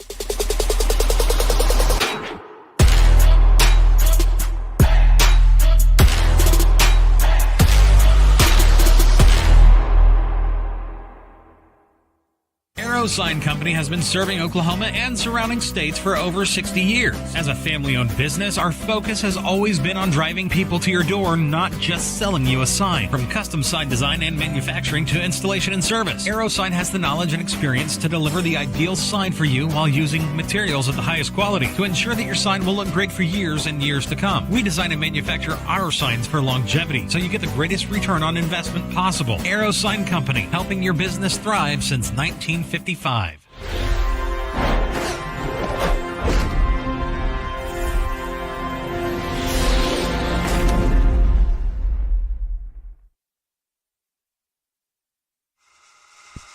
Back with the third down, and you would not know by the crowd reaction that it is the fourth quarter of a 42-6 game. They're still acting like this is third down and 10 in a playoff game here that's on the line. Webb is going to roll out to his right. It's going to be caught on the sideline, I believe. It's going to be close. Might be a tad short. So going to bring up a fourth down right here. Easton Sloan is a name I don't think we've called tonight. It's normally been Tucker Garza or Cole Bowie. Yeah, one thing obviously I've seen kind of in the second half right here, one thing probably got to get back and work on a little. I know nobody in our district are really big-time throwers. I mean, this is more of a ground-and-pound type district. Clinton and Weatherford really, like you said, kind of ground and pounded. Not sure about Bridge Creek and Douglas, but Cash kind of does a lot of ground and pound as well. But he said maybe you need to tie up some things on the back end. Some of the coach said Elk City's had some success here in the second half through the air. As you mentioned, just kind of deliberate, and you wonder, as we've talked before, about practicing for future games once these games are out of hand. He's going to have some running room. He's going to try and cut back to the middle of the field. Down. Kobe Morton trying to get the strip right there. Yeah, Jaden Wynn trying to Houdini his way back. A couple of them working on that football. Yeah. But it gives them a first down. Like I said, second half, Elk City, like I said, only has 6 points on the board, but has done some decent things on the offensive side of the ball. So gives Coach Baker and those guys on the defensive side something to work on in the upcoming weeks. Like I said, still 5 games left to go in the regular season, and then we shall see how far a playoff push we may be able to make. So, on the 47-yard line, going to be handoff again. Braxton Antuna also having a good game on the defensive side of the ball. Most of the time we think about him as an offensive player, but he is a starter on that defense for a reason. Yeah, and he's done a really good job. Like I said, that was one of our two. Like I said, Jack Angeli, losing Jack last year was kind of a big deal. But both those defensive outside linebackers, you lost Peyton Christensen and Andre Crabtree, and that was kind of one of those who's going to step up. Philip Peevish, he played some D-line last year, kind of backed up Jack. And so it's good to see him move on the outside. And Tiny's done a great job on the outside. So those guys have really stepped up and made this defense formidable. Webb is throwing, and it's going to be picked off. Pick six. Bryce Martin going to take it for a pick six. Second of the year. Touchdown, Elgin. That's Bryce's second pick six of the year. His 2 interceptions have gone all the way back. Read that stop route. They've been running that stop route all night. Saw it, read it, bid on it, and took it all the way to the house. Man, he sat on that route and just read it like a book. He heard Vincent talking about the struggles on the back half there. He was like, said, watch this. Watch your mouth, Mr. Announcer Man. Sailor. They don't know who we are, let's be honest. Speak for yourself, boy. That's fair. No, that's fair. Hey, Ritson called me by name last week. There we go. Adon Delgado kicks it up, and it is good. So, 49-6. 49-6. You're watching Owl Football on the Oklahoma Sports Network.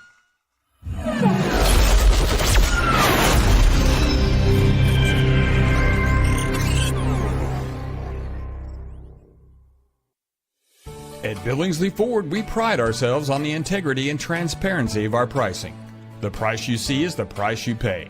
As your hometown Ford dealer, that's the way it should be. I'm Grant Billingsley, and that's the Billingsley way. Bring home the win at Billingsley Hyundai with huge savings every day from our massive inventory of new and pre-owned cars, trucks, and SUVs. Come by today and see how we can help find a winning deal for you with America's best warranty. Now that's the Billingsley way.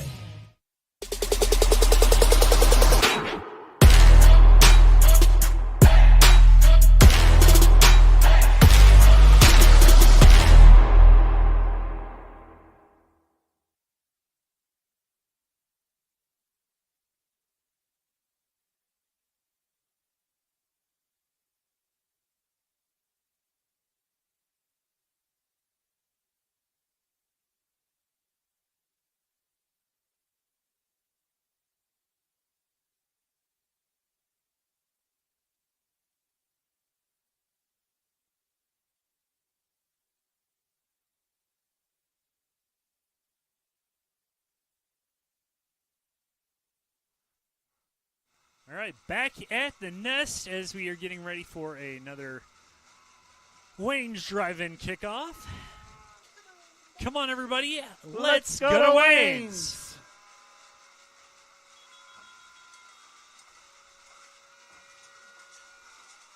Delgado is going to line up.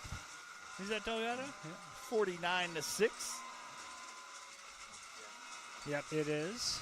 Adon going to kick it down the middle of the field, and it's going to be dropped. And they are going to say it was a, and now we're going to get a penalty. And now we're going to. Here goes GB. Big Gage Baker going out there. Local celebrity Gage Baker running out there. Coach Baker's son to get the tee. Run, Gage. There's not there's not a podcast or anything that goes by without a mention of old GB Gage Baker. So we're going to point this out to his dad later on. With 4:22 left to go in the fourth quarter, GB made his appearance on the Oklahoma Sports Network. Yeah, we'll shouldn't be too hard to find. Just a kickoff right after that 49th point. And the it's a little flag right there on the fair catch. He's going to push Elk City back. Like I said, 49-6. I mean, obviously good things happen. Trace got the record. First half was everything and more you could think of. But second half, like I said, I mean, only giving up 6 points, but have allowed some yardage through the air. So something maybe to work on this week as we get ready for Bridge Creek. On the road, hopefully next week we won't have near the Elk City has a new quarterback in. Okay. Hopefully we won't have near the technical difficulties we did this week. I think we figured out the problem. Now we just got to replicate it week in and week out from now on. We want to thank you for watching the game, whether you're watching it on your Roku or your Fire Stick or on the website. And it looks like they are going to have a new quarterback in. I believe it's number back. 11, Conley Poole. It's going to be a handoff. Number 28. Man, hard running by Riley Smith there, the freshman. We got some people in. It looks like Jake Deal was on in that tackle. It's like Loman's coming in. Braden Jones is in. Yeah, 84, Jake Tucker Deal. New at one of the defensive end spots. Yeah. Brady Paraguay is in at an Looks outside linebacker spot. Did we already say Braden Jones? Yeah. Out there? Okay, yeah. Corday at one of the safety spots. Yep. Number 12 is out there at one of the corner spots. Dylan Johnson. Glad to see him finally get everything squared away and able to play with us now. Moved in from California. He's going to broken play. He's going to be swallowed up there with under 2:30 to go in this game. Corday's at one of the safety spots. Looks like Sage Rush is also out there at one of the safety spots. Corday's going to come back. Looks like they're going to punt this one away. Corday back deep to catch it. Like I said, I was not at the JV game, but I heard that there was a play that Corday made that was phenomenal. After a run after the catch, and all the coaches ran it and raved about it, and a lot of the players did too. So, like I said, We talk about it when he's on the field. We want to get the ball in his hands more. Dynamic playmaker with the ball in his hands. Only a sophomore. Defense, nobody, on the punt, rather. And Richie is going to drop it. He's going to try and pick it up, and, he's going to step out of bounds at about the 46, 47. Yeah, line drive kick right there. Kind of hard, one of those hard ones to field, but good job of not compounding the mistake and getting on the ball.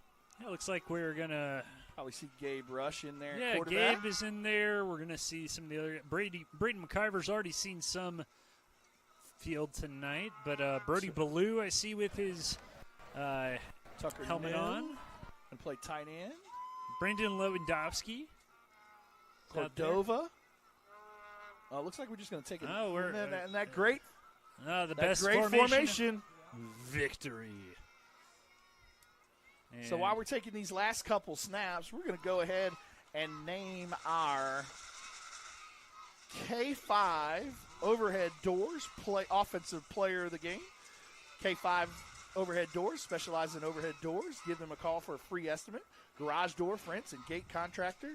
Call them today at 580-695-0580. Also a part of the Shade Doctor Network, so they can also handle any of those shades, both inside and outside, over any of those porches and patios and things like that. But without further ado, our K5 overhead door offensive player of the game, Mr. Record Setter himself. Yeah, it's got to be Trace Laura. Had a great game tonight. Had an 86-yard touchdown to break his brother's record with 58 touchdowns. And also had had another passing touchdown. Right, and then also 2 passing touchdowns. Correct? He had 2, I think, for the game. Had 2 for the game, and then 1 rushing. Okay, I thought he threw 2. Oh, and then the last one to Colin. Yeah, he threw 2 to Colin and had 1 rushing. Yep. So that is your K5. Joe will try and get Trace for a quick interview after the game is over. And then we're also going to name our Elgin Roofing defensive player of the game. Roof work is necessary after severe storms, and you'll need a trusted roofer for your construction project. That's why it's important to keep a roofer on your contacts list. If you need work done on your roof, turn to Elgin Roofing in Fletcher, Elgin, and Comanche County, Oklahoma, serving all of Comanche County by taking care of installations, repairs, and replacement work. Call 580-512-9463. Your Elgin Roofing defensive player of the game is going to be Philip Peavishee. Yeah. Just really been all over the field for a lot of the. Has done a great job all 5 games. Yeah. But this one really kind of stepped up. Had the big hit towards the end there in the second half. But just done a great job from his outside linebackers spot. So congratulations, Philip Peavishee, your Elgin Roofing defensive player of the game. Yeah, and that's our final score as the game ends 49-6. Elgin wins on homecoming night. And we're going to just roll right on in. We've already taken care of all of our sponsors tonight as far as commercials go, so we're going to roll right on in to our Ann's Country Kitchen post-game show. The famous Ann's has great hand-breaded chicken fried steaks, burgers, Indian tacos, and don't forget their homemade pies, cheesecakes, and homemade cinnamon rolls, biscuits, and dinner rolls. Experience the difference Ann's way. They're located at State Highway 58. Ann's Country Kitchen post-game show. That's what we're at right now. So, what can you say about this one? Like I said, 49-6, 2-0 in district, outscoring our opponents by a ton right now. We're going to go down to Joe right now. You guys got Coach Wyatt here. Coach Wyatt, another big district win. What's your overall thoughts on tonight? That was a good test. That's kind of what 4A1's like. They're going to be physical, and they're going to be more physical going throughout the year. So I'm really glad, really proud of the way we came out and executed on both sides of the football and look to continue. Well, it was a great fight tonight by your guys. Congratulations on 2-0 in district. Thanks, Joe. So, as we said, Joe is going to try and find Trace Laura and Philip Peavishee after they get done with the alma mater. But so, let's wrap this one up. Glenn, your thoughts? 49-6. It was, in some ways, it wasn't as flashy or as high scoring as maybe some of our other wins, but in some ways it was one of the most satisfying. I think because that was probably even though they scored only 6 points, it was probably the most potent passing offense we've seen since the MacArthur game. Yeah. And I think that regardless of how much these teams in this district like to run the ball, to get to a state title, you're going to have to face a team that's going to throw the ball on you. And if you want to win a title in Oklahoma, you're going to have to defend the run and the pass. And I really think that this is a decent test tonight. I know that the offense kind of put Elk City on their heels from the get, but it was I think a really good showing on a night that really we use the word distraction a lot tonight.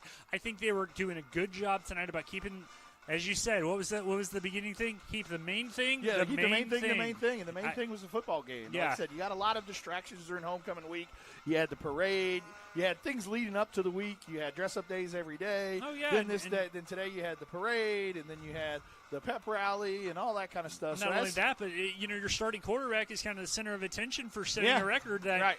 At the end of the day, Trace loves having that record, but he just wants to win football games. Right. And I think that he's happy that it's over, I'm sure. Right.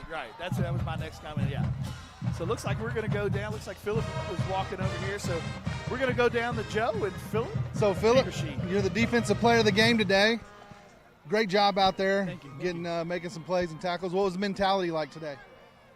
Got to get back for 2 years ago. Get back for 2 years ago? Yeah, I heard him saying they run up the score a little bit. Did it feel good to get back on them? Sure did. All right, well, keep up the good work and go get them next week. Thank you, sir. Yes, sir. That was Philip Peebushy, your Elgin Roofing defensive player of the game. Now we're going to have our K5 overhead door offensive player of the game. All right, Trace, offensive player of the game tonight, Elk City. You break a record on an 86-yard touchdown pass that I thought Brody was going to get caught on. So just tell us, what's it mean to have that record for Elgin Owls-Lore? Yeah, it's super special, but I mean, as much credit goes to me, but the other guys, the offensive line, the receivers, I mean, the play calls that we're getting, so it's an all-around deal. Yeah, and the second question to that is, will there be anything said around the Thanksgiving dinner table? Oh, probably. Yeah, absolutely. Well, congratulations, and keep up the good work, and we'll see you next week. Thank you. Great job, Trace. Great job by Trace Laura. Man, it's amazing to see the kind of the progression that I remember watching him as a freshman. It's yeah, 59. Yeah, it is 59. Yeah, but yeah, maybe it's the facial hair. The progression he's shown since he's a freshman. When he was a freshman, I mean, he was a baby. He can struggle. Clearly see the promise, but man, it is just really taken off, and especially this year. I think the progression from year to year, people talk about, but from junior to senior year, he's just turned into just such a weapon in every sense of the word as a quarterback. I think people don't just come in saying, "Hey, maybe keep an eye on that Elgin quarterback." It's, "Hey, to stop Elgin, you can't just try to face the run. You have to defend the pass as well." Yeah, no, I mean, with the way he's playing right now and managing the game and all that kind of stuff, I mean, he's, like I said, made us a much different team, not so much relying on the run, and it made us a much better team. So look forward to seeing what's going to happen in these next 5 weeks. But, yeah, I think that wraps it up pretty much, don't you think? I think that's all from the Nest tonight. Our final score, Elgin 49, Elk City 6. 5-0 on the season, 2-0 in District 4A1. Elgin heads to Bridge Creek next week. We will be live 6:30 p.m. with our pregame show and kickoff at 7 p.m. So, for camera girl Sadie, for producer Chris, for Vincent Saylor, I'm Glenn Brockenbush. Have a healthy and happy weekend, and as always, go Owls. Woo! Thanks for watching this presentation of the Oklahoma Sports Network.